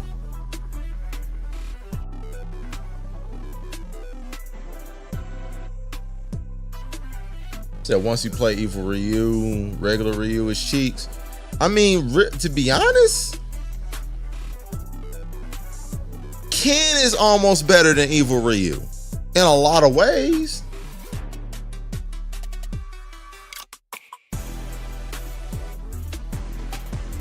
Said just make him a heel. Yo, man, I'll be with that. I'll be with that. Good guy Ryu ain't cutting it, because I mean, they want him to be too basic. They want him to be too basic, man.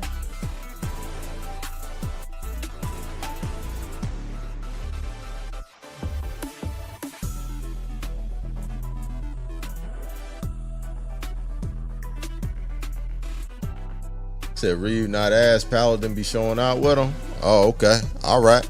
Yeah, I hear you. Okay. I hear you. Yeah. Hey, you got it. You got it. Yeah, once you play Akuma, they all trash. No, that's not true. That's not true.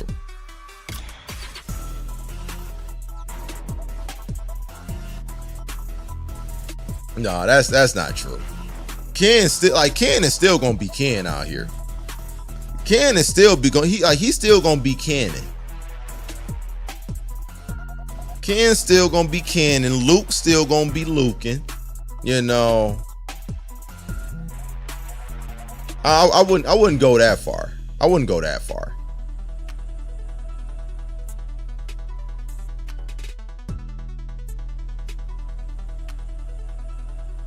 The evil Ryu is Springfield Akuma, pretty much. Pretty much.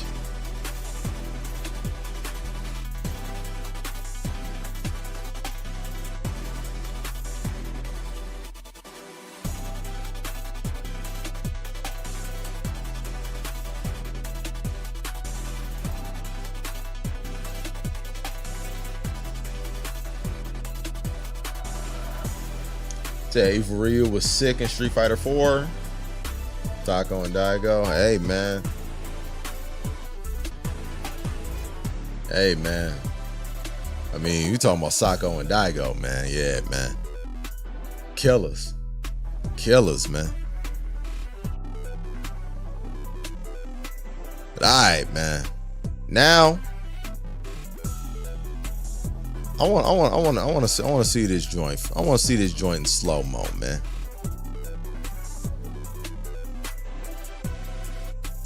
They sick with that. That's what I'm saying, Chuck.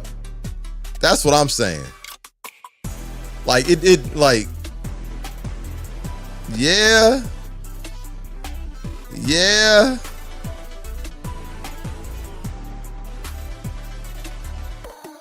I mean, is it really that character that is sick, or is it them?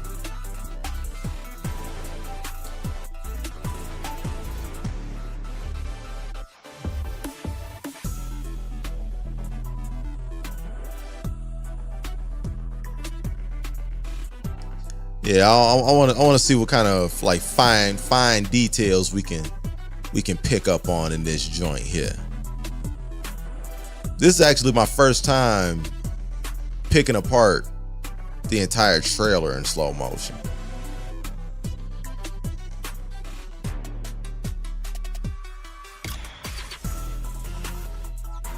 And this stage is fire too. Stage is fire too. No pun intended.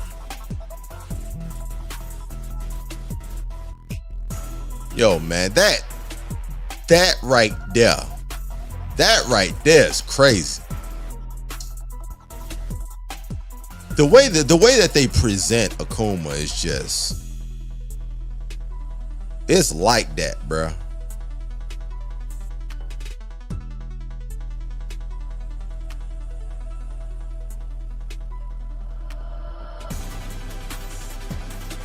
Target combos.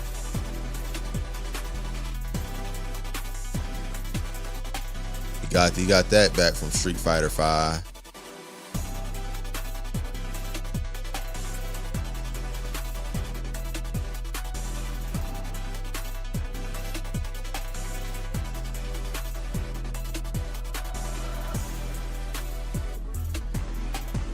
Got mad target joints. Got mad target joints.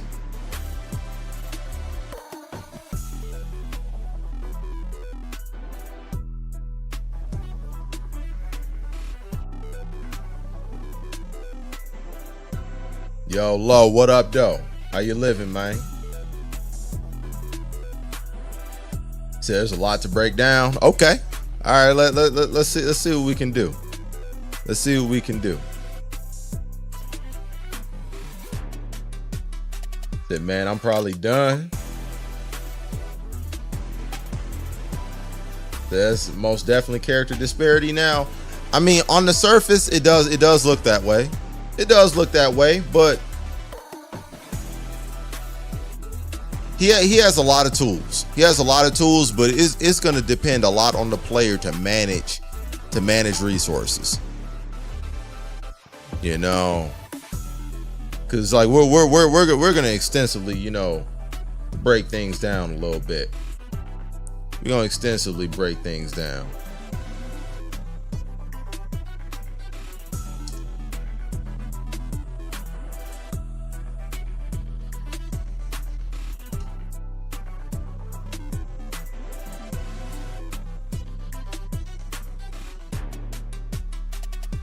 It's fun. I mean, it's like it's easy to look at this trailer and just marvel at everything that he can do, but you have to understand, within the context of a real match, he ain't just gonna be sitting up here with just infinite meter all day.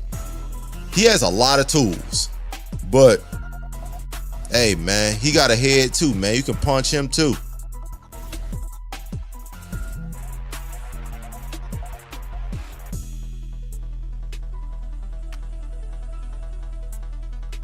All right, now that, let me see. See, I don't know which one is which. Might have to refer back to the PlayStation blog too. I think that's an important aspect right there. Just his ability to win fireball wars.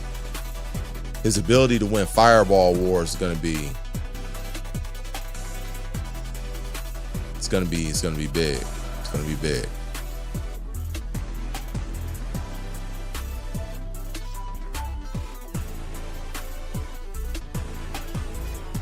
Now the crazy thing about that is that he has a meterless way to eat up a Denshin charge fireball and still be able to knock you down with multiple hits on that red joint. That joint can eat a Genshin charge fireball and still be able to multi-hit and knock down. That's kind of crazy. That's kind of crazy. Now the startup time on that charge is off the hook. The startup time, like that's a lot of startup.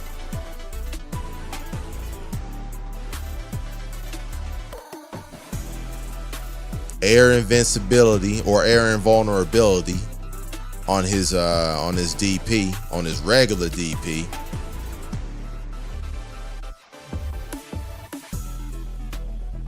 All right, that automatically right there is gonna make him top 5 in the game.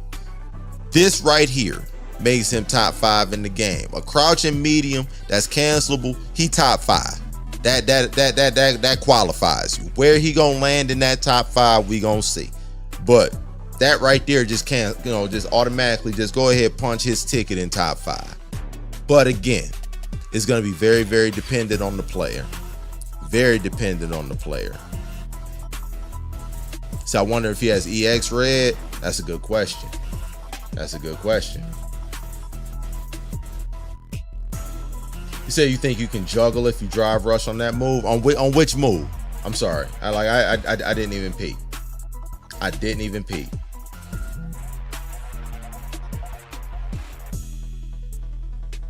Yeah, I did not even peek. Which move were you referring to? Say if that crouching medium looks short, that won't matter. That won't matter. Even if his crouching medium is a little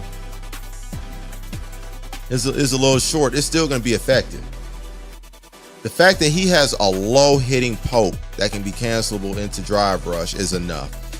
The range of it isn't as important. Said the EX fireball. We'll get there, Ant.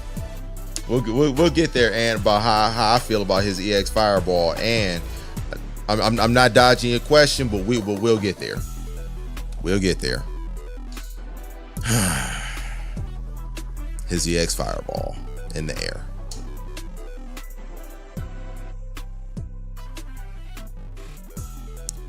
Wait.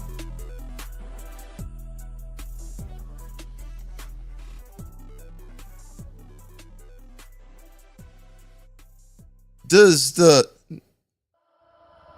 Air Tatsu kind of like change his trajectory?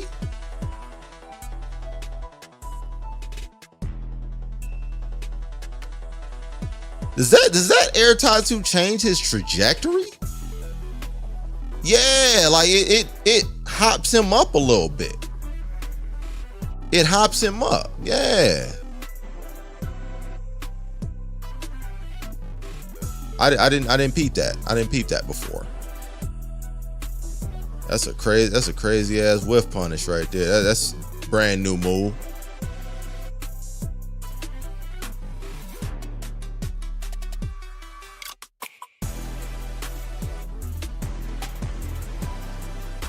Yo, wait. I thought I saw that the first. Yo, man, this is kind of crazy. This is kind of crazy, bruh. Yo, man, like I like that visual touch that they put on the demon flip, man, to where they black out his face during that move. Yo, that's kind of crazy. That's kind of crazy. Hold on. Hold on.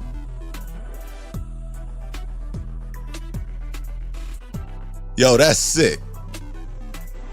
That's sick. How they black his face out and turn his, yo, man, yo, that's fire. That's fire.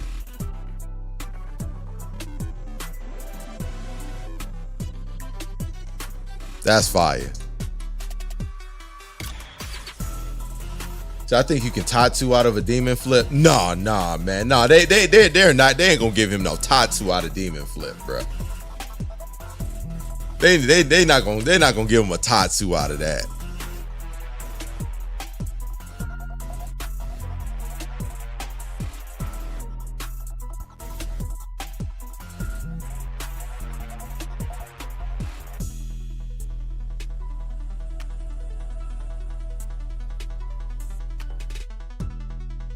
That's the overhead right there. Got the anti-air from 5. The EX fireball, 2 hits, bam, that's 1. That's 2 fireballs.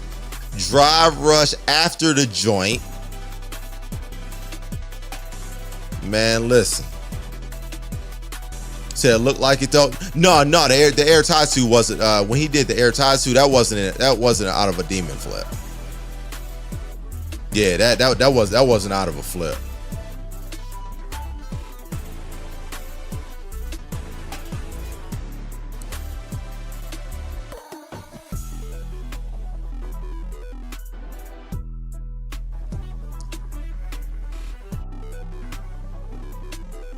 But yes, you will be able to follow up Ant off of the EX air fireball. Yes, Ant, you will. You will, like that was one of the things that I spot. You might have been still picking up your better half, but that was one of the things I discussed during my first run of the joint, during my first run of the trailer. He's gonna have enough of a frame advantage to follow up off of his EX fireball in the air. If it is the EX air fireball.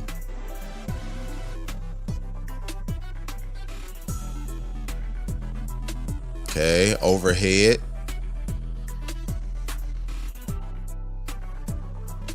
Enough of a frame advantage after that to knee into his EX new move, that wall splats. He can launch after that joint. Bruh.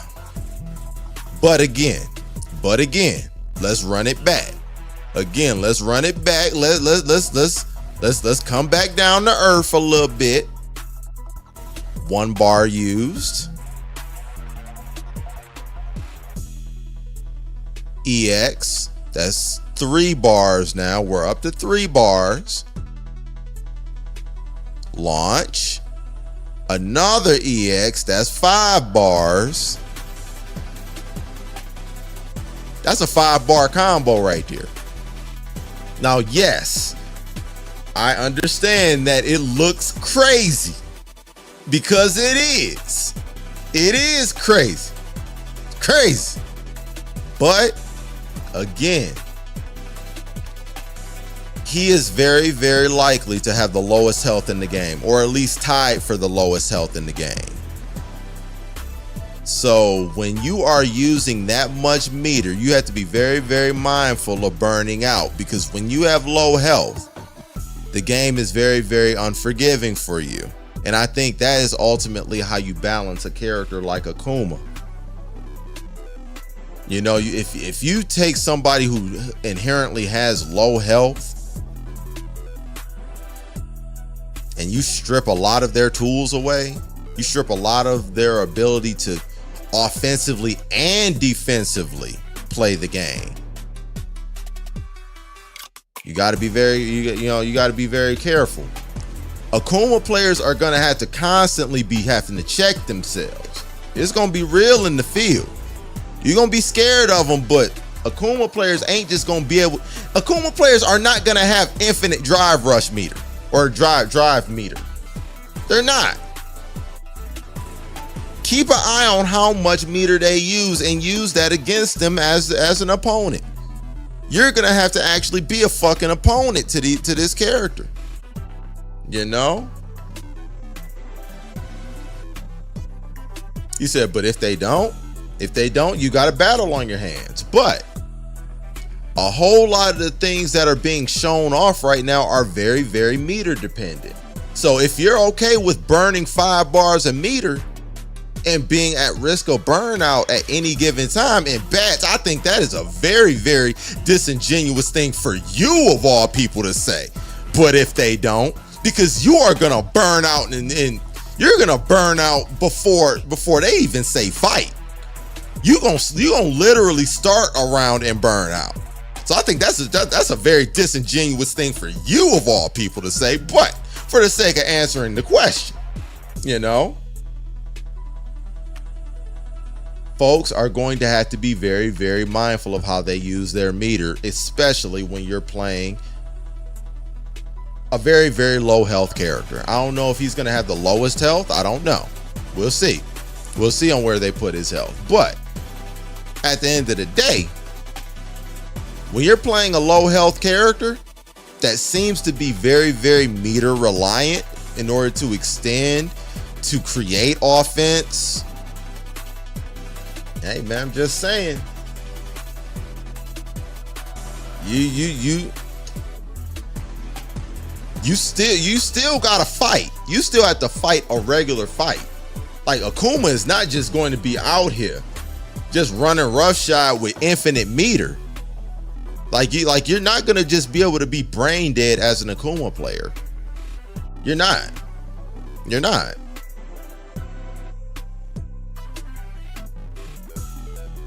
So how much damage does Akuma usually dish out? Does he hit hard like Ryu? He's a glass cannon. He's a glass cannon for sure. He's a glass cannon. He hits very, very hard with low health. That is the trade. That's the trade-off for him. He has a lot of tools. And he hits very hard. Pause. Said now Japanese players try to burn out as quick as possible. People say it's a good game. All right. Okay. Okay. Yeah. It's a great game plan to relinquish your offensive and defensive mechanic tools. Yeah. Sure. Okay. Yeah. But he also has meterless moves. I mean, duh, bats. But the thing is, it's not about having, you know, having it for offensive purposes. What I'm saying is that your drive meter is also linked to how you're able to defend yourself. If you don't have drive meter, and you're not preserving your drive meter in a very, very, very wise way, as a low health character, you are now taking chip damage. You're taking chip damage. You're no longer able to parry. You're no longer able to drive impact. You're no longer able to be in the corner. Like there are a whole lot of things.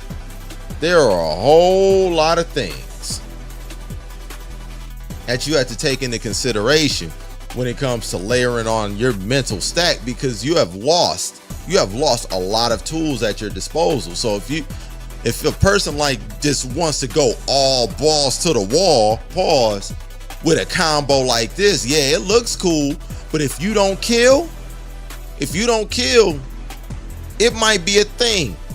You might have something to deal with for the rest of the round. You know, don't let somebody side switch you. Don't let somebody side switch you like right after you pull off this five bar meter combo.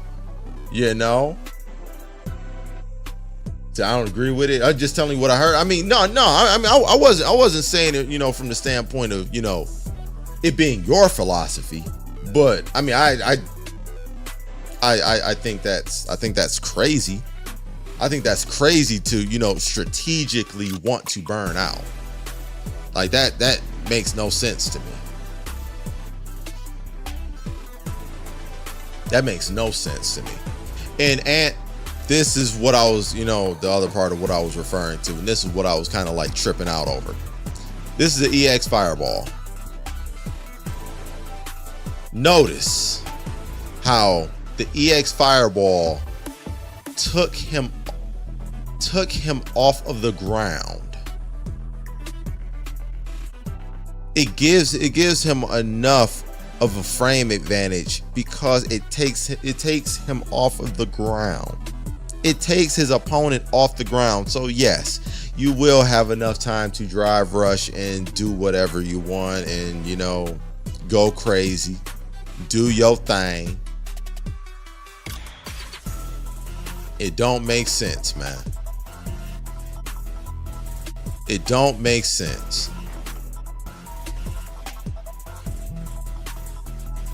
The EX Air Fireball juggles. It launches you off the ground. Why? Why?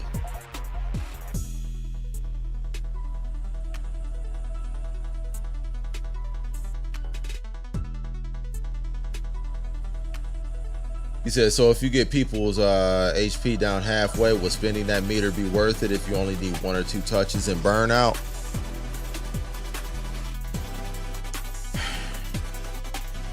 I think it depends on the matchup. I think it depends on the matchup that you're dealing with, but maybe. That's a very, very difficult question to answer generally, because it's gonna be so dependent on the matchup that you're going through, how much you know super art meter you have to be able to, you know, get yourself out of a jam if need be. You know, I don't think getting somebody down to half is enough leeway to risk burning out. I don't think that's the case. I don't think that's the case, unless there is a huge benefit to doing it. You know, I don't see it. The EX Fireball helps corner carry and get you out from the corner if you're trapped. Yes. That pulls you closer to continue a combo too. In a game where JP exists, I have no complaints about the Akuma juggles. I don't have any complaints about it either. I don't have any complaints about it necessarily, but I do have a little bit of an issue with the Akuma juggles in addition to everything else that he has also. Like, if we're talking about the Akuma juggles just in a vacuum by themselves, okay, cool. But the issue is that he has a toolkit that is just, bruh. It's real in the field out here.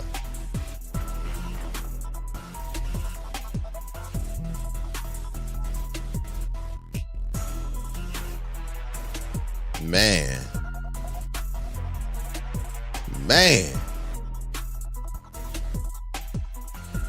Iframes on the teleport, and he has the Street Fighter 4 Omega command grab out of the forward teleport. He has the Street Fighter 4 Omega mode joint.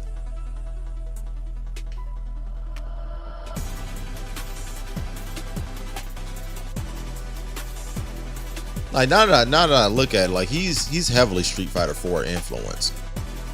He's heavily Street Fighter 4 influence.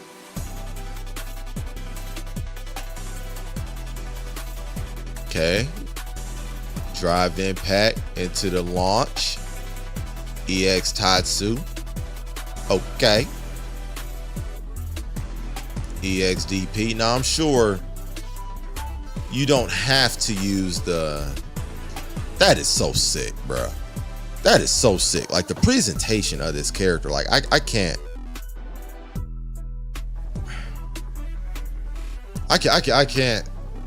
say it enough, man.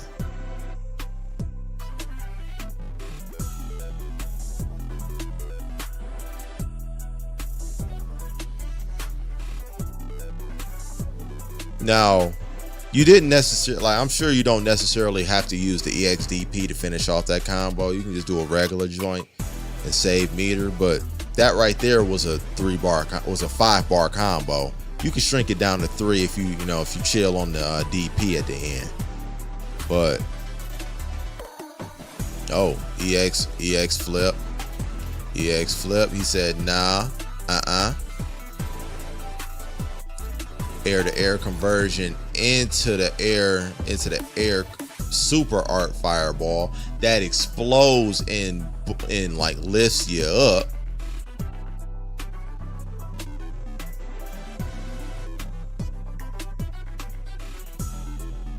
Into the level 2 boy.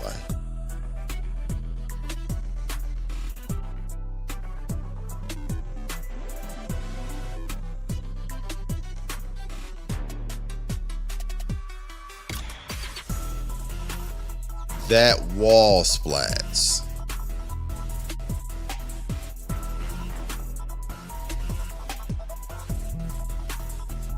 See, and that's the crazy thing. That's the crazy thing right there about him. That's the crazy thing about him right there. Like he has certain things that, you know, just other characters don't inherently have in their kit. Said Akuma versus JP is going to be a wild one to see. Who really the final boss? We'll see. We'll see. I think both characters have things in their toolkit that can help, you know, mitigate what the other one does. So that'll be a very interesting matchup to see. It will. Did you peep how the air EX pulled him closer for a throw, DP, or drive impact mix up?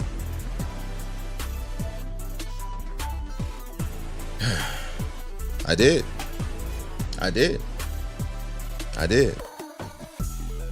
Yeah. The air EX it propels him forward because what they were initially showing was a couple things. They were also showing that out of a neutral jump, that Akuma can still do his EX fireball, which is something he can't do with his normal fireball in the air. He has to be jumping forward in order to have the air fireball. In the EX, he can neutral jump. He can neutral jump that boy and still be able to toss it out. Secondly, even out of a neutral jump, it propels him forward enough to be able to do other things to convert afterwards. But again, all these things that he has to do, or that he's doing, and these cool things that appear to be game breaking, and I'm not arguing that they're not. They all cost meter, and eventually it's gonna add up. It's gonna add up. Now I'm talking about.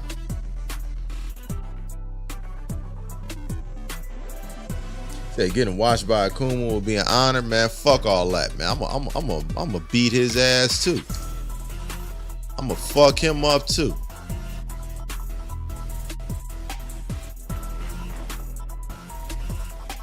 Fuck that.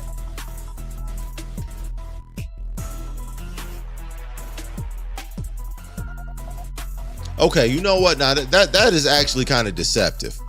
Okay, like looking at it in slow-mo,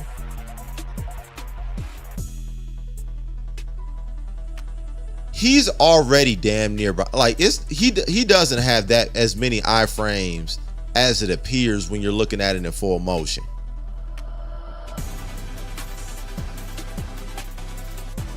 When he's already damn near past Ryu when the active frames on that donkey, yeah, he's past him already.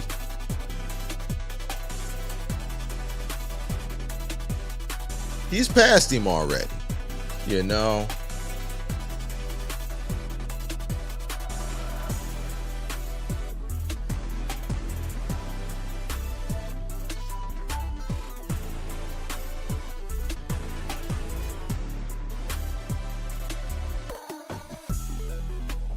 That's a cold combo right there. That's a cold combo. I like that.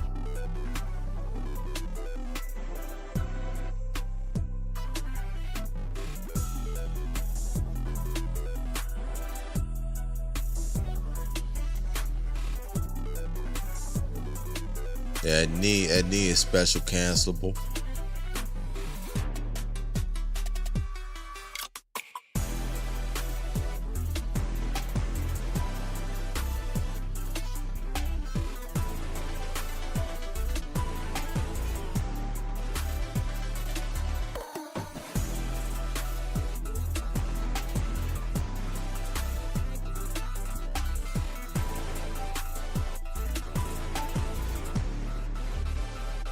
Goodness gracious.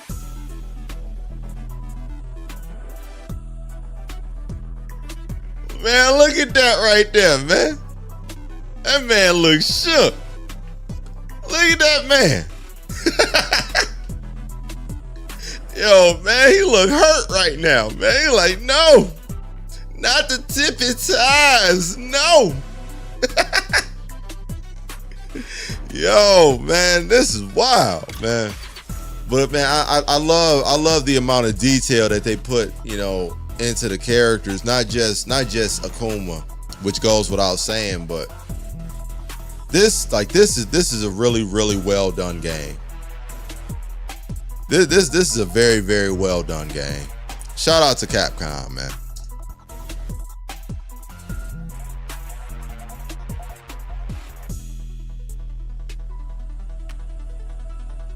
That is fire.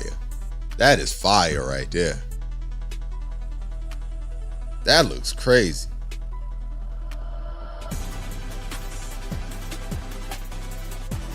That is crazy.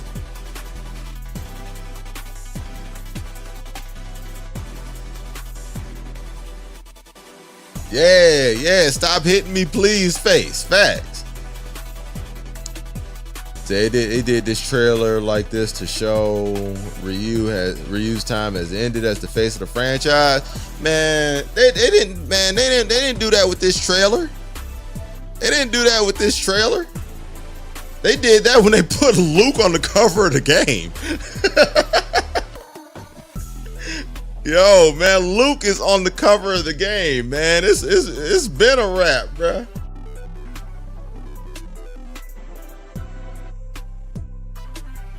Yeah, man, it's been a wrap on that, dog.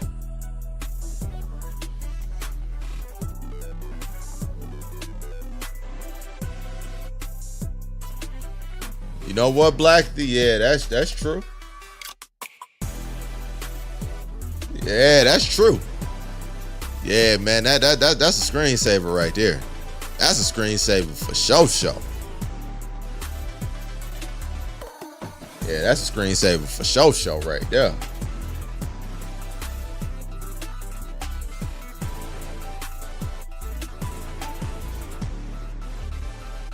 See, I'm still thinking his Raging Demon and level 3 are the same. They might be. They might be. I mean, I don't have enough proof currently to prove you wrong. I don't have enough proof currently to prove you wrong. I mean, considering that they said his Raging Demon is a critical art specifically. It can't be done outside of you know, critical art territory. It's very possible. It's very possible. since we you know gone over this trailer a little bit, I'll bring up the PlayStation blog. I'll bring the PlayStation blog up real quick. Let's see.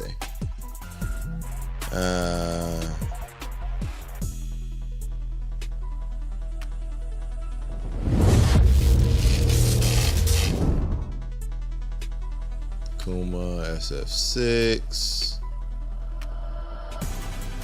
PlayStation blog.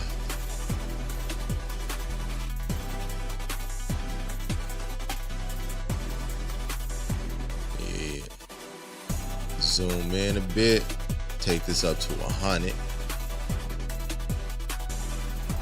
Maybe even a little more.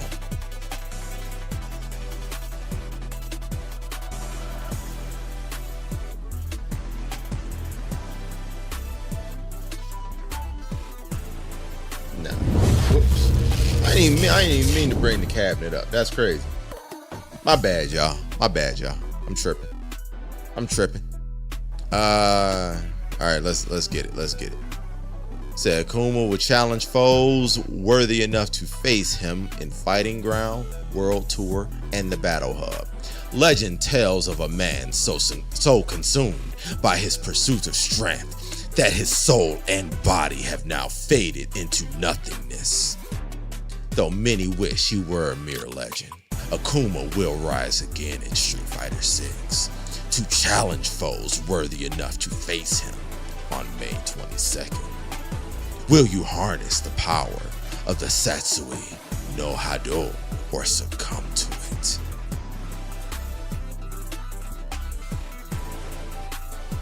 Akuma made his debut in Street Fighter 2 Turbo as a hidden boss and playable character.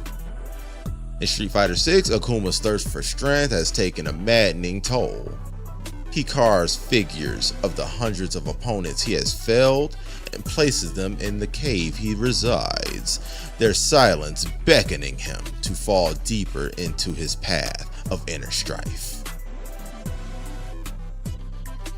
Nakayama-san's comments on his design. Akuma now has a more striking presence, complete with gray hair.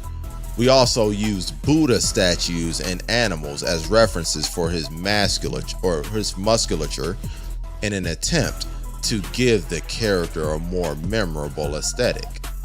Interesting.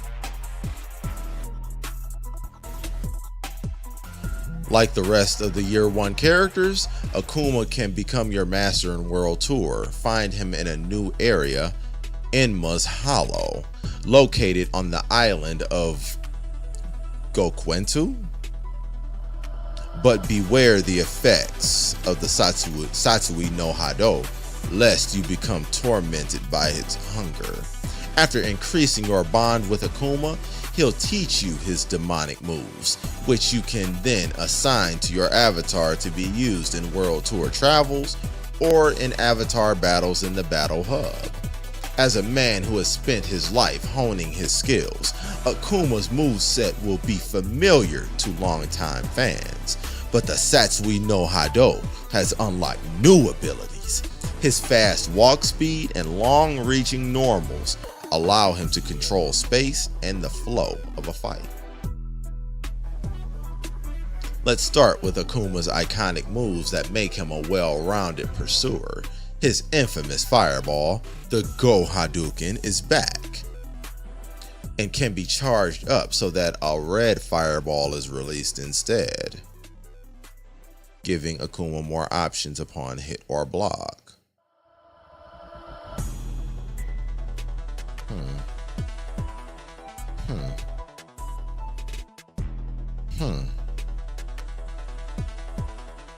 Interesting.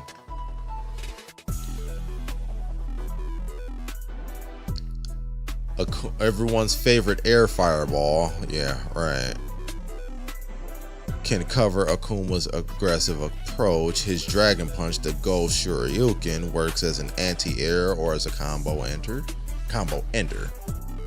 Finally, the Tatsumaki Zanku Keiyaku sees Akuma spinning forward in a series of kicks that change properties based on which kick button is pressed.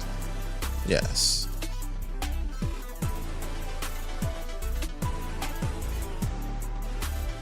Like his previous iterations, Akuma uses Ashura Senku to glide on the battlefield cloaked in shadows.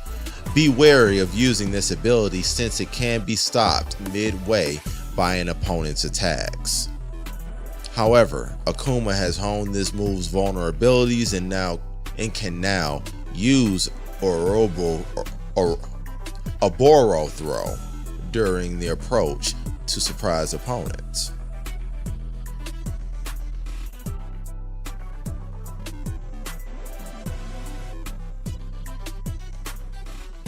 So what if they took out M controls for Raging Demon?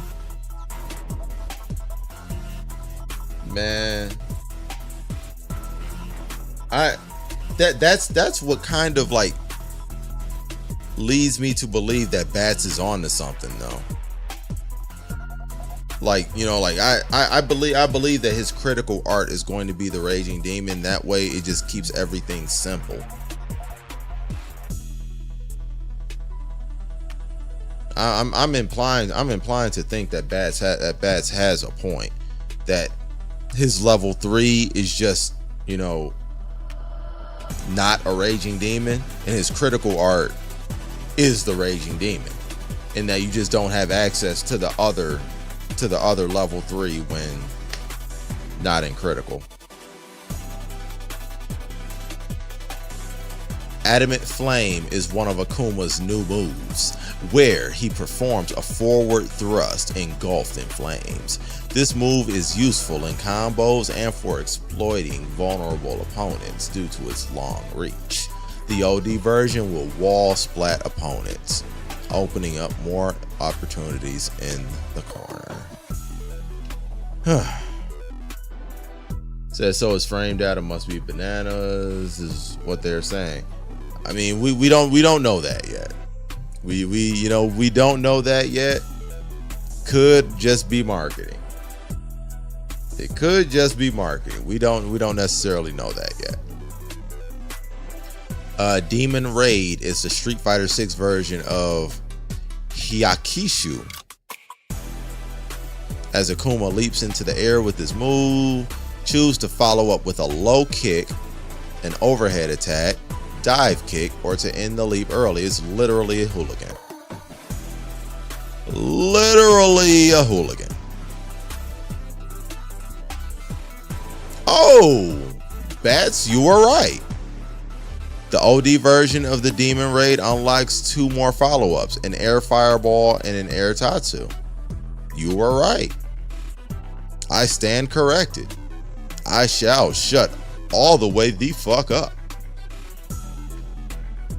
Akuma's level 1 super art is a Masatu Go Hado, where he fires a highly concentrated ball of Satsui no Hado. Like most level 1s, this move is invulnerable on startup, so it is a good wake up tool in Burnout. It's a good reversal tool in Burnout. Akuma has a second level 1 called the Tenma Gozanku, where he unleashes the fireball from the air.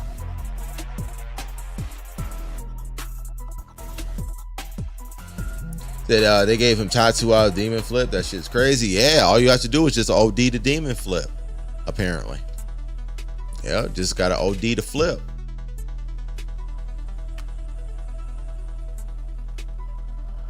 Said Empyrean's End. Empyrean's End is that's a dope name. Empyrean's End is Akuma's level 2 super art, where he turns the Satsui no Hado into a powerful flame and ignites it within the opponent. Using this move close to the corner will result in a wall splat where Akuma can continue his pressure or damage. Most broken part about it, Empyrean's End is also invulnerable on startups. Now that's crazy. That's crazy. Because a lot of people's level 2s are not invulnerable on startup. So like essentially every super he has is invulnerable on startup. Okay. Got iframes on every super. That's spectacular. Yeah, that's just great. Yeah, excited about that one. Akuma's first level 3 super art is Sip of Calamity. First level 3 super art. Another move that is invulnerable on startup. Yeah, that's great. That's fantastic. Okay. Another move that is invulnerable to startup. He throws opponents on the ground with their face and follows up with a single devastating blow.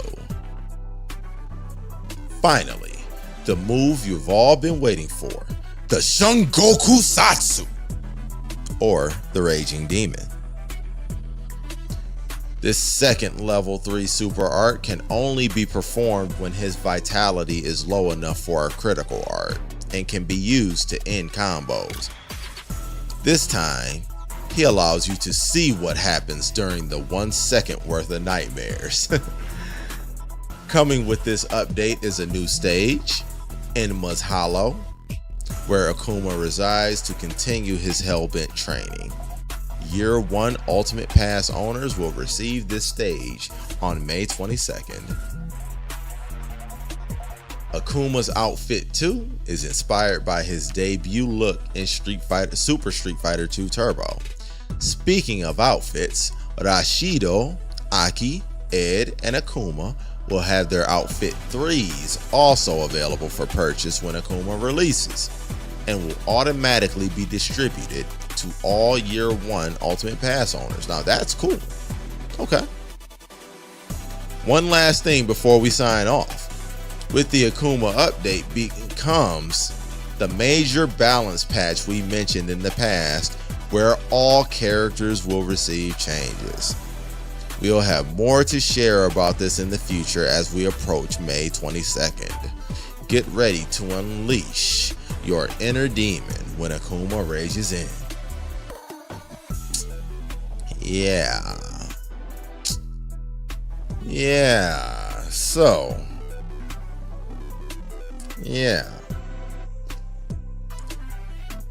that is the thing. Yeah, basically that's the moral of the story, Jay. Don't press buttons on Akuma. Don't press buttons on that man. Let him live. Let him wake up in peace. Because not only does he have iframes on every super that he has, he also has, OD reversals. So just let that man wake up in peace. In fact, my Ed got clipped hella times trying to pop out a level 2. Facts. Same here.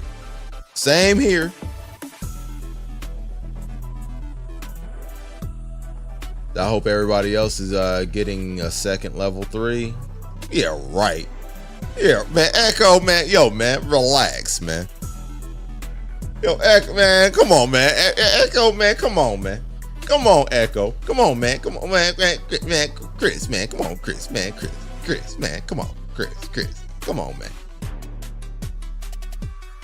Everybody else getting a level. Man, imagine everybody getting treated like Akuma. Imagine that. Wait, this fool has 6 supers. He has 2 level 1s. So, bam. That's 1, 2. He has a level 2 and 2 level 3s. So, he has 5.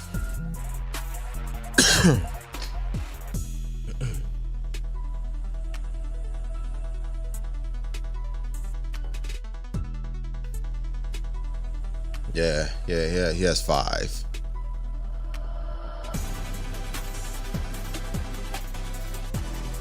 Don't forget to teleport too. Yeah, he does. He can wake up with the teleport too. That has iframes. Yeah, for sure. Yeah, that's a thing.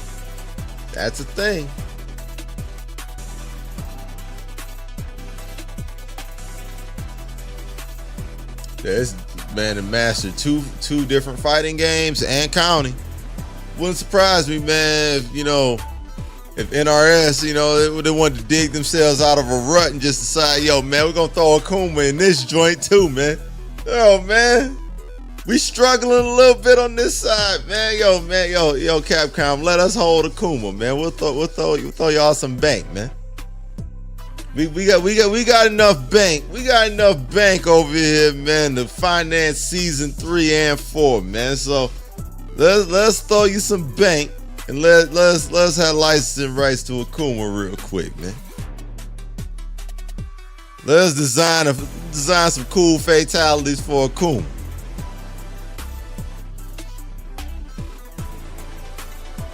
Now, I think a Mortal Kombat version of the Raging Demon would actually show what the Raging Demon really is. A Mortal Kombat version of a Raging Demon, bruh. That joint got blood, dismemberment. Man, that would be probably the most authentic version of what the Raging Demon is supposed to represent.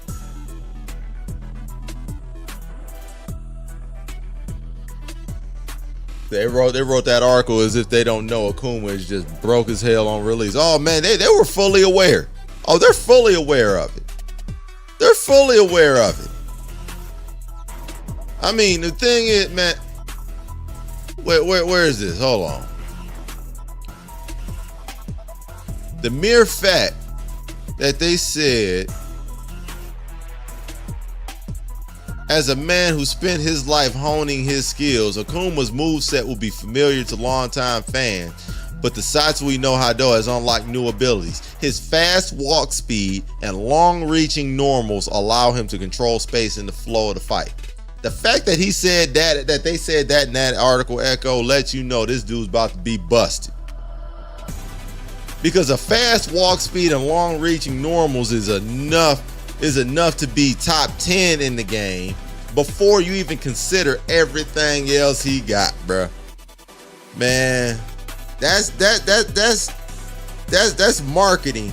That's marketing jargon for this dude's about to be busted.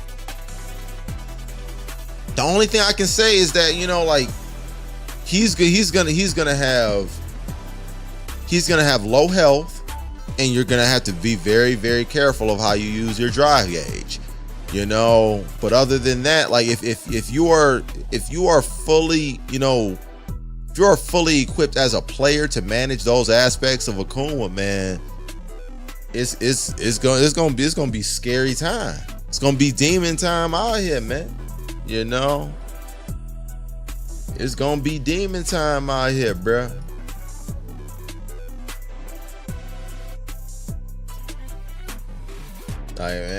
I'm not looking forward to fighting this character a billion times in a row. I'm not looking forward to it at all.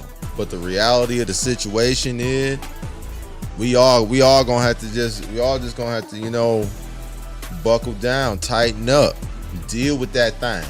You know what I'm talking about? This shit about to be real though.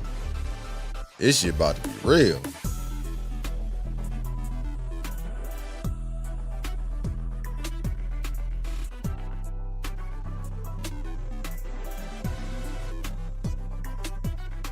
Yeah, this shit about to be real, bruh. May 22nd. May 22nd, man. So I'm over here geeked. Hey, man, I know you are. I know you are. I ain't mad at it. I ain't mad at it, because I mean, I'm excited. I'm excited for, you know, the rejuvenation. Now I don't want to say it as if, I mean, like, rejuvenation is a bad word to use, because the game is doing quite well. The game is doing quite well for itself right now. So I don't want to say rejuvenation. That's a bad choice of words. But the energy that Akuma presents to any fighting game that he is arriving in is different. Like this is really going to, you know, this is going to give, you know, a fresh pair of legs to this game all over again. You know what I'm talking about?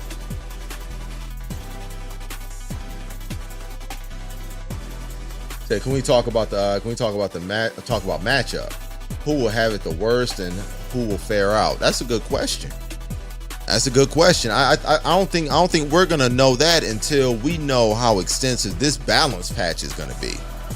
Because with Akuma's inclusion of the game is being shuffled as well.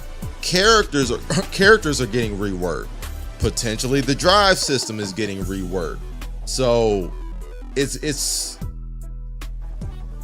like I don't even think we can have that type of conversation, because we don't know what game we're getting upon Akuma's arrival.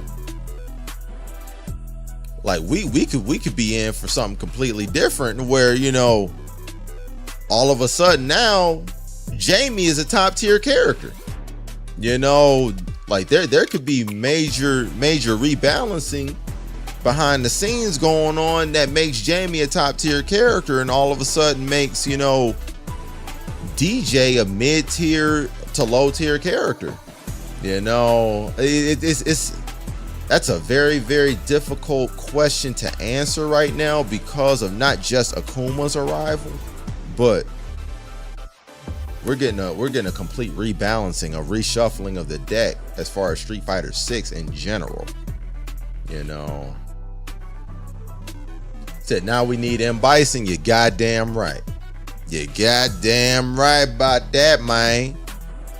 Bruh, now we need Bison. Like, seeing how they present villains now, bruh, please give me Bison. Please give me Bison. I need Crimson Viper too. I would love to get Crimson Viper, but bruh, give me Bison like this. The way that they present these characters now in Street Fighter 6, bro. Fuck what everybody talking about that's talking about like Bison and Shadaloo need to stay. Man, bro, get the fuck out of here. Like,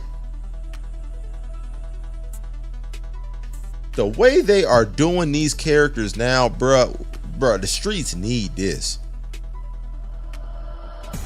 The streets need this shit, bro. Stop playing with me. You know what I'm talking about?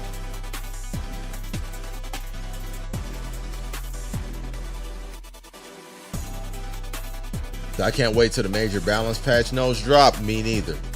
That'll be a conversation that we all need to have as well. I'm looking forward to that conversation, like even more than I was, you know, to analyze this trailer.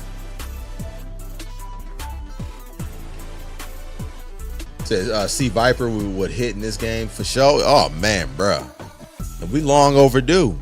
We long overdue, man. I haven't seen her since Street Fighter 4 and Ultimate Marvel 3. You know, she was teased. She was teased all over Street Fighter 5. She's even been brought up in Street Fighter 6. Like Jury brought up, you know, Crimson Viper. So I mean, obviously she's at the forefront of the consciousness over there at Capcom, man. Go ahead and, you know, throw her in. Go ahead, throw her in, man. Make it happen. Make it happen. Season 2. M. Bison and Crimson Viper, man. Go ahead and make that happen, Capcom. Make that happen for me. You know? Streets need that one. But I'm really looking forward to seeing what could potentially be, you know, on deck.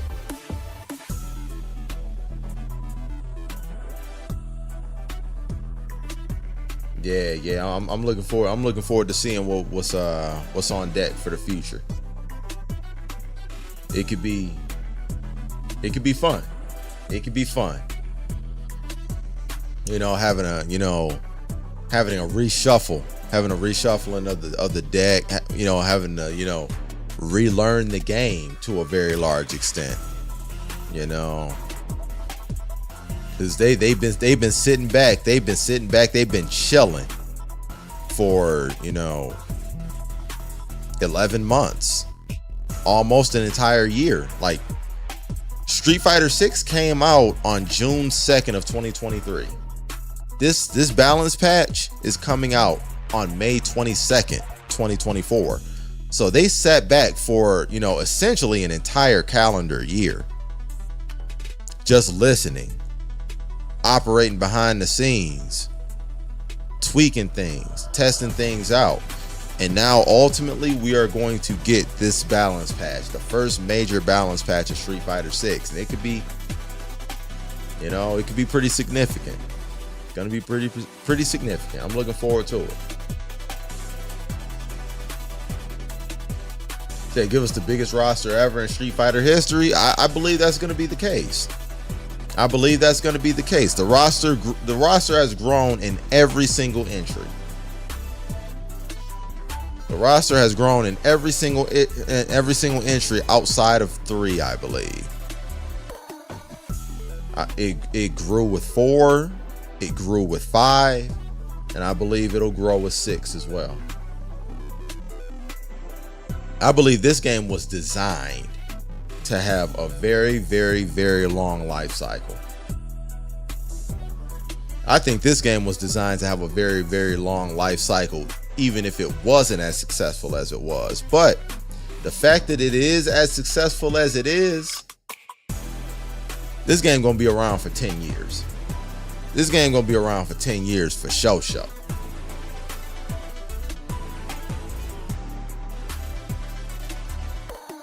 I'm here for it too. I'm here for it too. I can't wait to see. I can't wait to see where, you know, the meta of this game continues to evolve.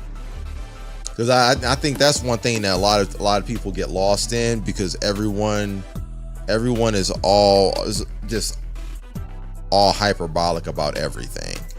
You know, that's the nature of, you know, the social media, internet, content creation, you know, society that we're in nowadays. But we lose track of the fact that we're only in year 1. We're only in year 1 of this game, you know. We're only in year 1 of this game. That Street Fighter 7 gonna be on PlayStation 6? Maybe.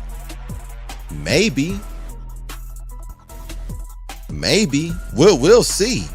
We'll see, man, because if we're talking about 10 years out from release, that's essentially 2033. The PlayStation 7 might be out by then. The PlayStation 7 could theoretically be out by 2033. We might get, you know, we might get 2 generations out of Street Fighter 6. You know, if it's a situation, you know, to where I don't know.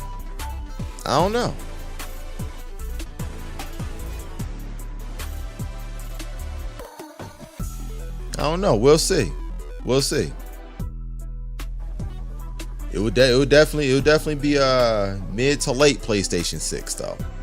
It'd definitely be mid to late PS6 at the earliest.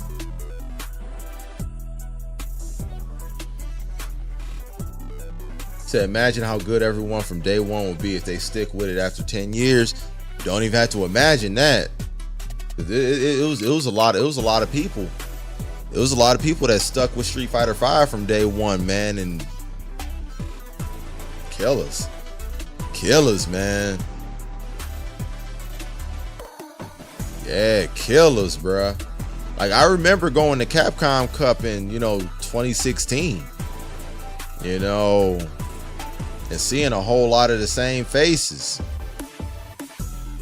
Seeing, you know, going to Capcom Cup in 2017, seeing the same faces, you know. The people that you see that's nice like that, they're carrying over a base of legacy knowledge, for sure.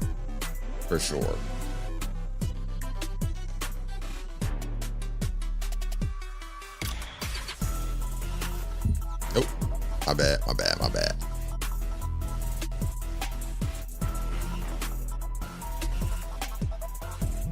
That's crazy to think about. Yo, man. It's where we're at now, bruh. It's where we at, man. It is crazy. It is crazy, man. That's where we are. We here now, man. You know, we really might be, you know,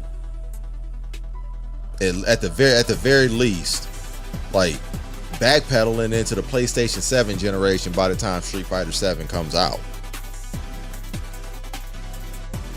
You know, like depending on like how like the legs that Street Fighter 6 has, because Street Fighter 6, it really seems like it has a foundation that can be built on for a decade plus. It really seems like it.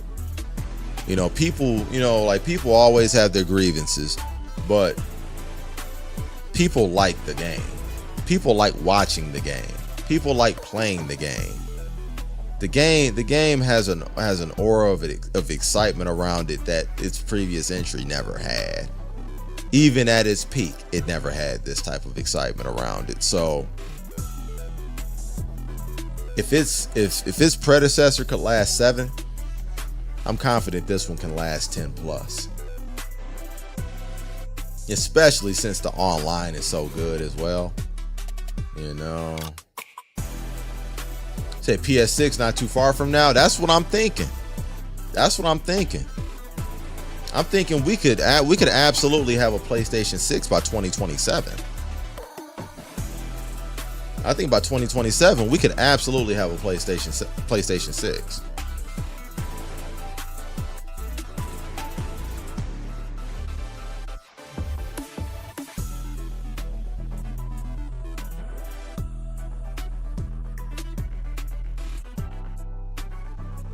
Yeah, so I don't think it's outside of the realm of possibility that Street Fighter 7 could be a, you know, a 2-generation game. Like Street Fighter 6 might be Capcom's Grand Theft Auto 5. That's crazy to think about, man, but I think it's realistic. I think it's realistic because Street Fighter 5 lasted halfway, or I don't say halfway, but 3 years into the PlayStation 5 generation, you know.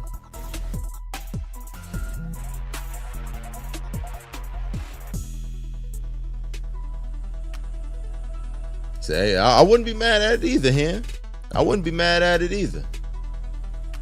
Like there's a lot left in the tank when it comes to Street Fighter 6. Like I don't, as good as its vanilla version is, and we gotta keep in mind this is the vanilla version of Street Fighter 6. I would go as far as to say I think this is probably the best vanilla version of any fighting game that's ever been made. You know, but to take that further, to keep in mind that this is the vanilla version of Street Fighter 6, it lets you know that there is so much untapped potential there when it comes to, you know, what they could be doing. Like we haven't seen what this game is going to be 3 years down the line. What this game is going to be, you know, 5 years down the line. Everything that we've seen right now is their short-term planning. We haven't seen what they're you know, what they're planning to roll out on the long term yet. And that to me is very, very exciting. Very exciting. So that is crazy. It's my first time putting in time with Street Fighter. I feel better knowing that when I be getting totally washed in certain matches, didn't think about legacy knowledge. Absolutely. Absolutely. I mean, I think legacy knowledge is less of a thing in Street Fighter than it is with games like Tekken, because there are a lot of people like that have been playing Tekken since Tekken 2, Tekken 3, Tekken 1, and they're able to really walk into Tekken 7 and still just be able to, you know, carry over so much of their legacy knowledge and apply it. I think that's less of the case in Street Fighter, but at the same time, Street Fighter is such a fundamental heavy game, and those fundamentals will always translate, not just from Street Fighter to Street Fighter, but fighting game to fighting game. But it is still heavy in applying, you know, new mechanics, new things, new wrinkles to make the experience feel fresh. You know, despite the fact that, you know, there are a lot of people that carry on legacy knowledge, there's still a lot that is implemented to make, you know, implemented to make these games feel fresh, such as, you know, like the V system from 5, the drive system in 6, focus attacks and focus cancels in 4, the parry system in Street Fighter 3, and Street Fighter 2 just being Street Fighter 2, you know, the one that really broke ground on everything. So like with every entry, there was a major new wrinkle that was introduced, but you know, legacy knowledge, you know, you still can't discount that. That's always going to be a thing. Always going to be a thing.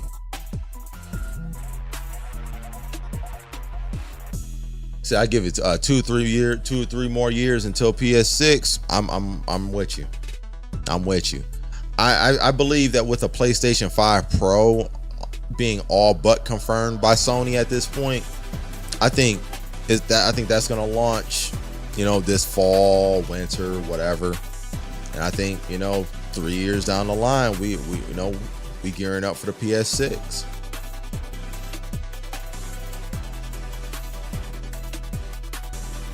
I legit think that's the path that we're on.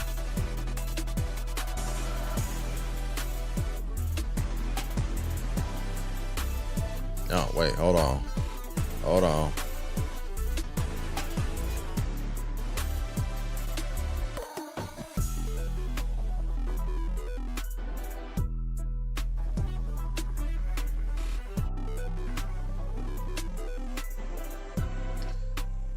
Bless me. There's nothing that just irks me like the feeling of having to sneeze and it just don't come out for like 10, 15, 20 seconds. You just sitting there with that sensation. You just sitting there. You just gotta hold that. You just gotta sit in the corner, hold this block string of a sneeze that don't want to come out. You guys just sit there and hold that for like 15, 20 seconds. Man, I hate that. Hate that so much. But yeah, I'm on board with that too, Bleed. I think we, you know, 2 to 3 years out from PS6 announcement and release. I think, you know, like these generations, you know, they're designed to go about 7 years. Designed to go about 7 years. You know, you have a mid-gen refresh around the 3rd, 4th year. You know, keep it pushing.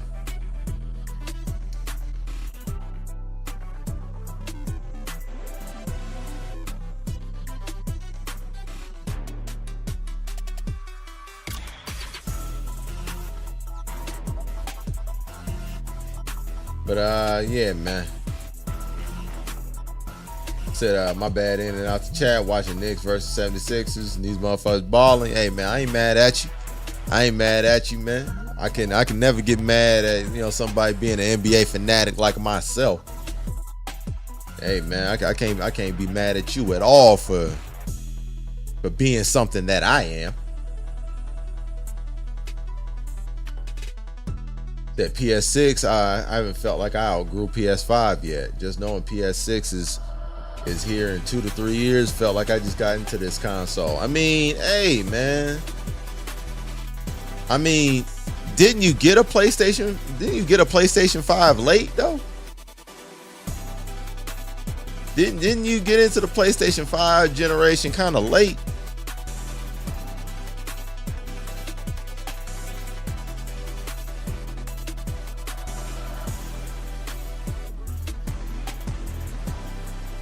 He will be at the end of next season. What do you mean?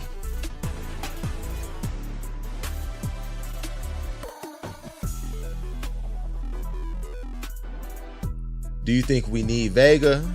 Do you think we need Vega? Yes. Yes, I do. I agree. Said 2 years later. Okay. Yeah, I mean, like the PS5 generation was in motion.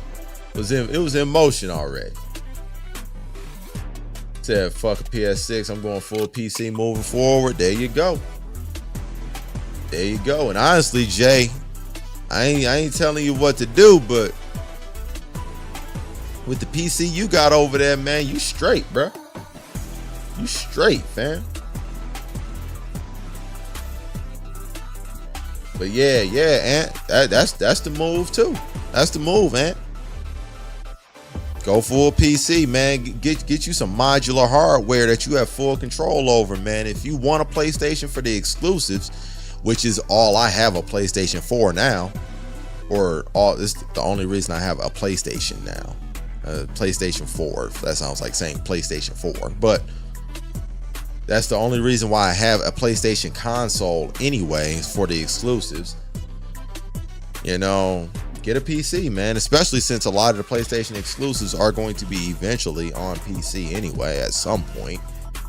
Not day one necessarily, but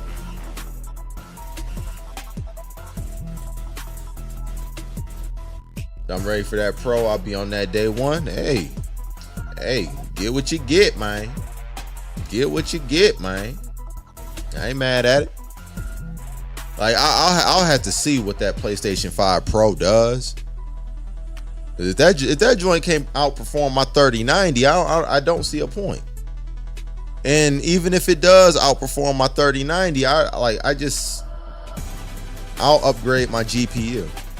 I'll upgrade my GPU. I feel like I'll get more mileage out of it.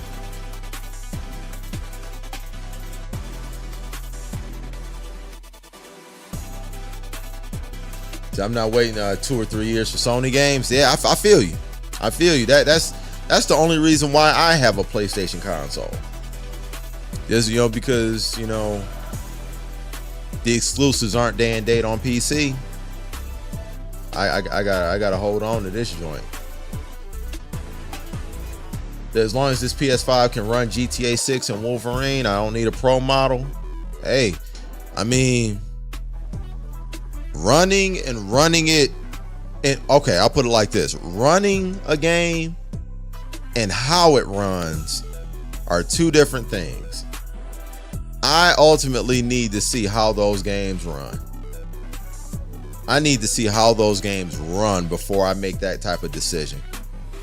I can't jump out the window and say that yet. I need to see how GTA 6 and Wolverine run before I decide that whether or not I need that Pro model. I might need that Pro model. Because one thing I'm not going to do, I'm not going to play GTA 6 at 30 frames per second or at an unstable frame rate. I'm not doing that. And that's one thing, like Final Fantasy 16 and Final Fantasy 7 Rebirth have shown me. As much as I love Final Fantasy 7 Rebirth in particular, its 60 frames per second mode does not look good, especially after being so acclimated to playing Final Fantasy 7 Remake on PC, where I didn't have to make any sacrifice at all.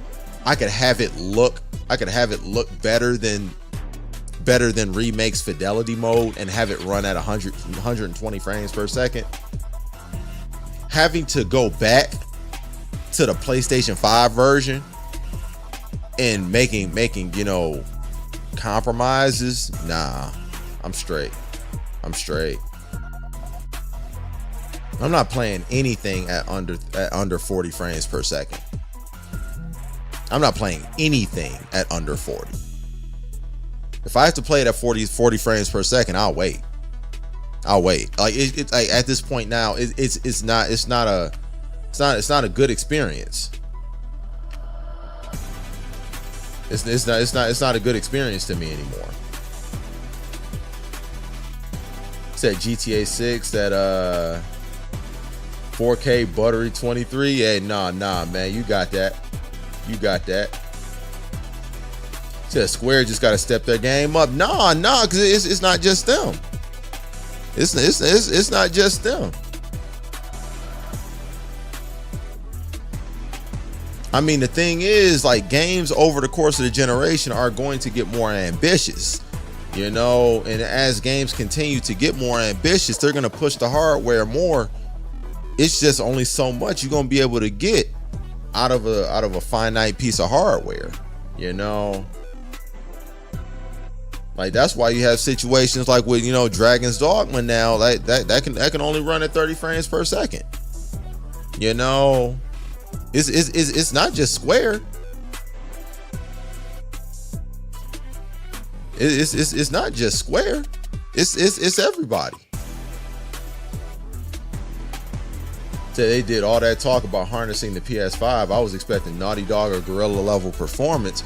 Wait until Guerrilla and Naughty Dog have a game that is only designed for the PlayStation 5 before we jump out the window and say that. Because we have only seen Guerrilla and Naughty Dog produce games that were built to run on PlayStation 4s. So we can't necessarily jump out the window and say that either. Just saying. Just saying.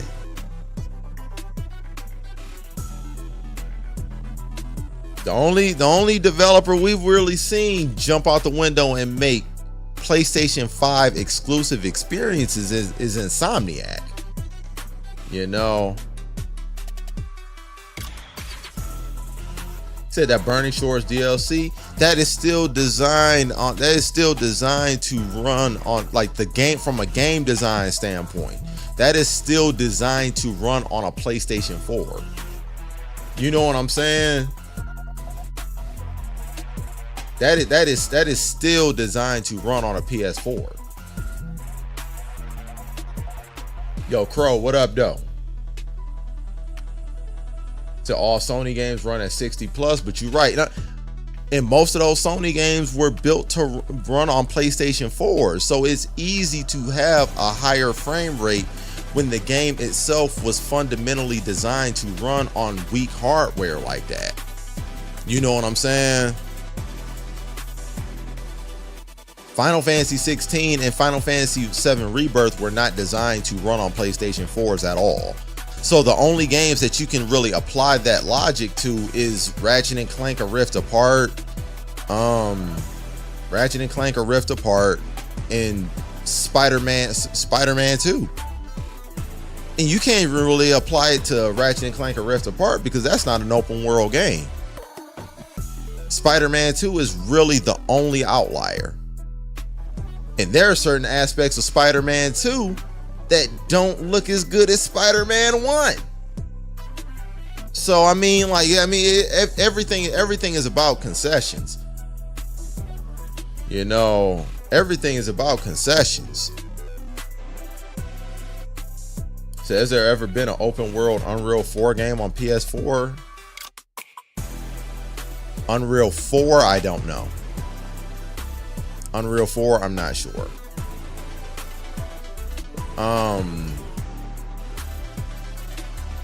I believe Batman Arkham Knight was Unreal 3. I mean, I'm sure there were, but I just don't know offhand. I don't know offhand. I'm sure there was.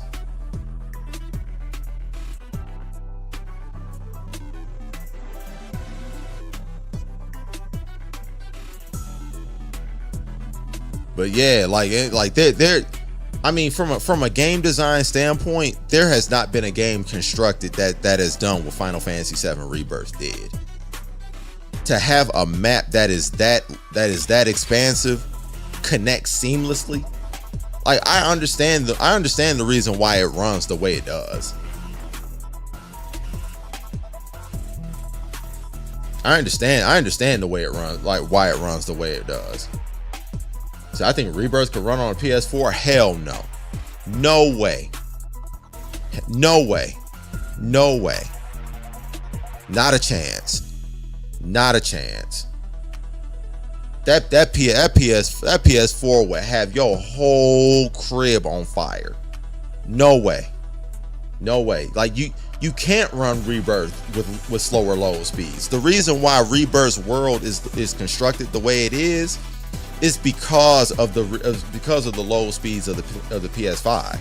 You literally can't. It can't be done. Now, Final Fantasy 16, maybe, because that's not a connected open world experience. Final Fantasy 16 has a better chance of running on a PlayStation 4 than Rebirth. What Rebirth did from a design standpoint is kind of fucking insane. In modern days. In modern days, no. That things like that just don't, they're not done. They're just not done.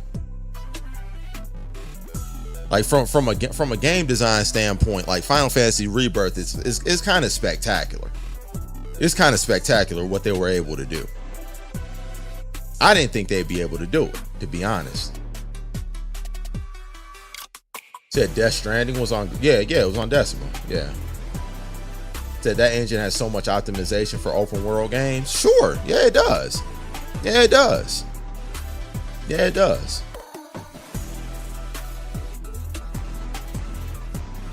Yeah, like the Decima engine is very, very impressive. Very impressive.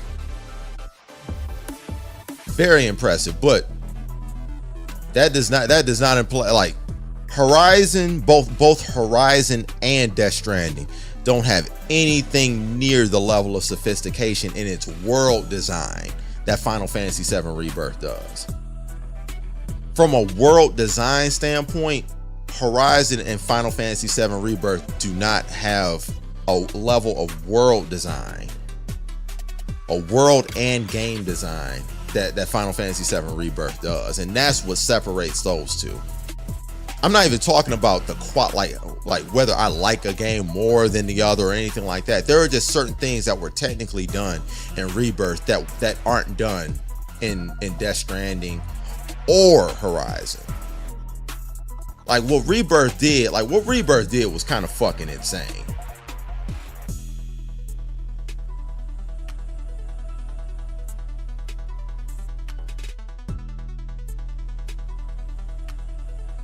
Like what Rebirth was able to do, like it's not just the fact that it was a big world.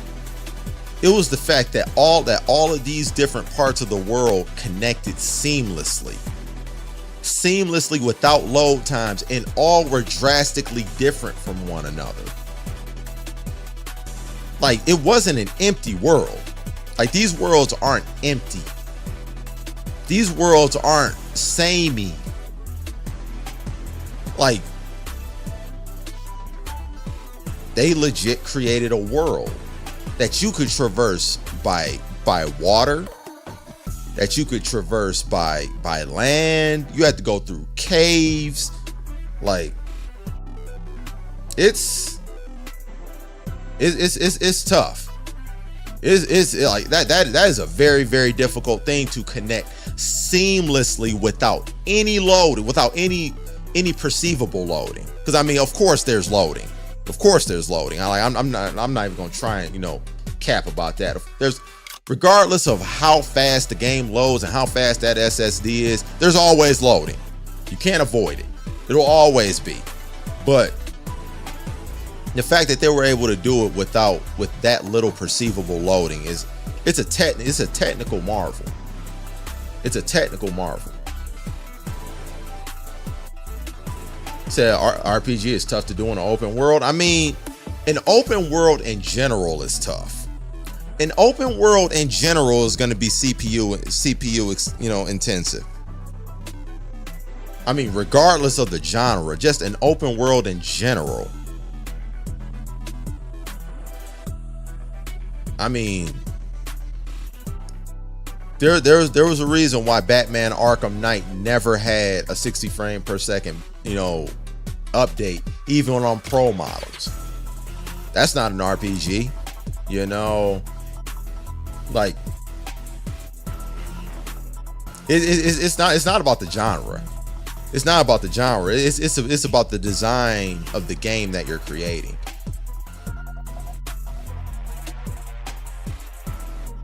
Said people downplay how much they did in Rebirth. They tried to.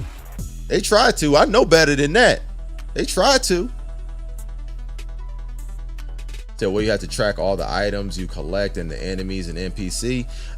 I mean, yeah, but that's not so much. I mean, you have to do that regardless. You have to do that regardless, unless you're just gonna have like a empty, barren, open world. But let's say even if you don't have all of those things to account for like that, look at Red Dead Redemption 2. Red Dead Redemption 2, for the most part, when you're traversing the world, you don't encounter a lot of NPCs when you're just out traversing.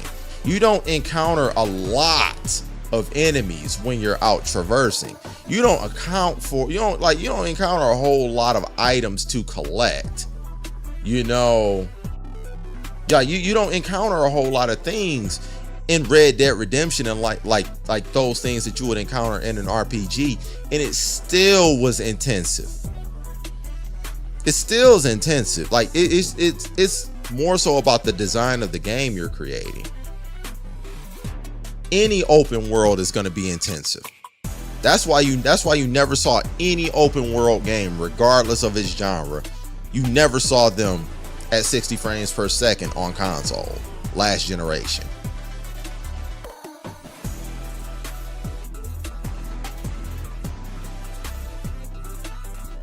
Yo, man, I don't even want to know. I don't even want to know, man. What you just said? SMHMB, man. I don't even want to know, man. I don't even want to know, man. To me, it's bad enough, homeboy, the homie dealing with Bell's palsy. I hope it ain't nothing more than that.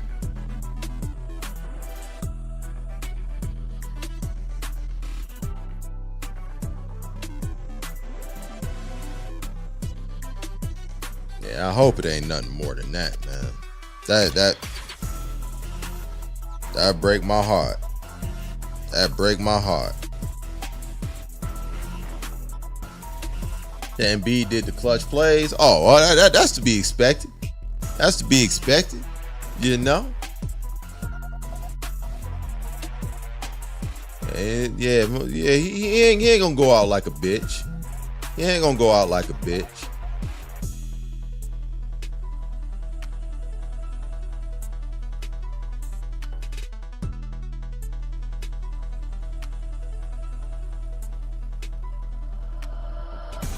Okay, but yeah, man, I don't know if anybody had anything else to talk about, but we approaching 4 hours out this thing. Now I'm talking about, and your boy ain't trying to just hold everybody up, man. I know folks is watching the game. Folks probably, gonna be getting ready, for bed, getting ready to eat. I'm about to get ready to eat.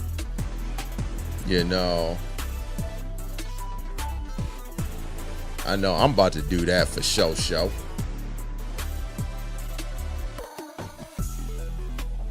The Embiid just elbowed and smacked Brunson in the face. God damn. As a matter of fact, man, let me go ahead and bring this joint up. Hold on.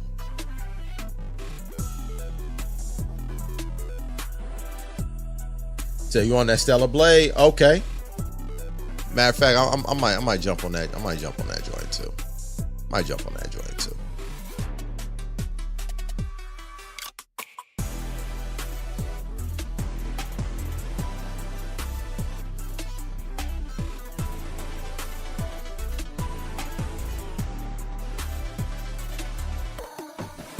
Said Embiid just elbow and smacked him in the. He said he about to get ejected. That's crazy.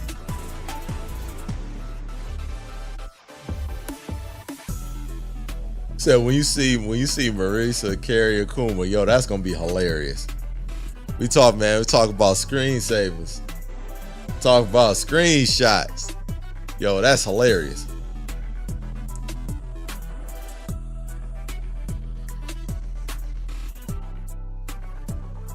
That dope stream, I appreciate it, man. I appreciate it, fellas. They're gonna play more Stellar Blade before bed. Really solid, yo, for sure. 15 hours in, okay. There was a flagrant 1, 2 in the ball.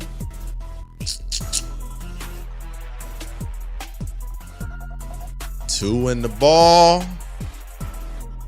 That could be a 5-point swing right there.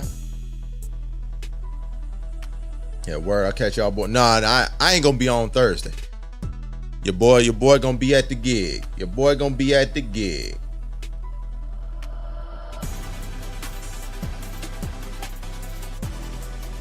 Yeah, your boy gonna be at the gig, but I, be back next Tuesday, man.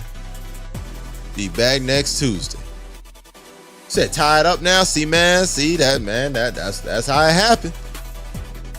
That's how it happened. Might have costed them the series. Might have costed them the series. So I like the combat. Yeah, man. That's why I'm hearing folks is raving about that joint, man. I didn't even play the demo. Said Stellar Blade can wait. Combat looks solid.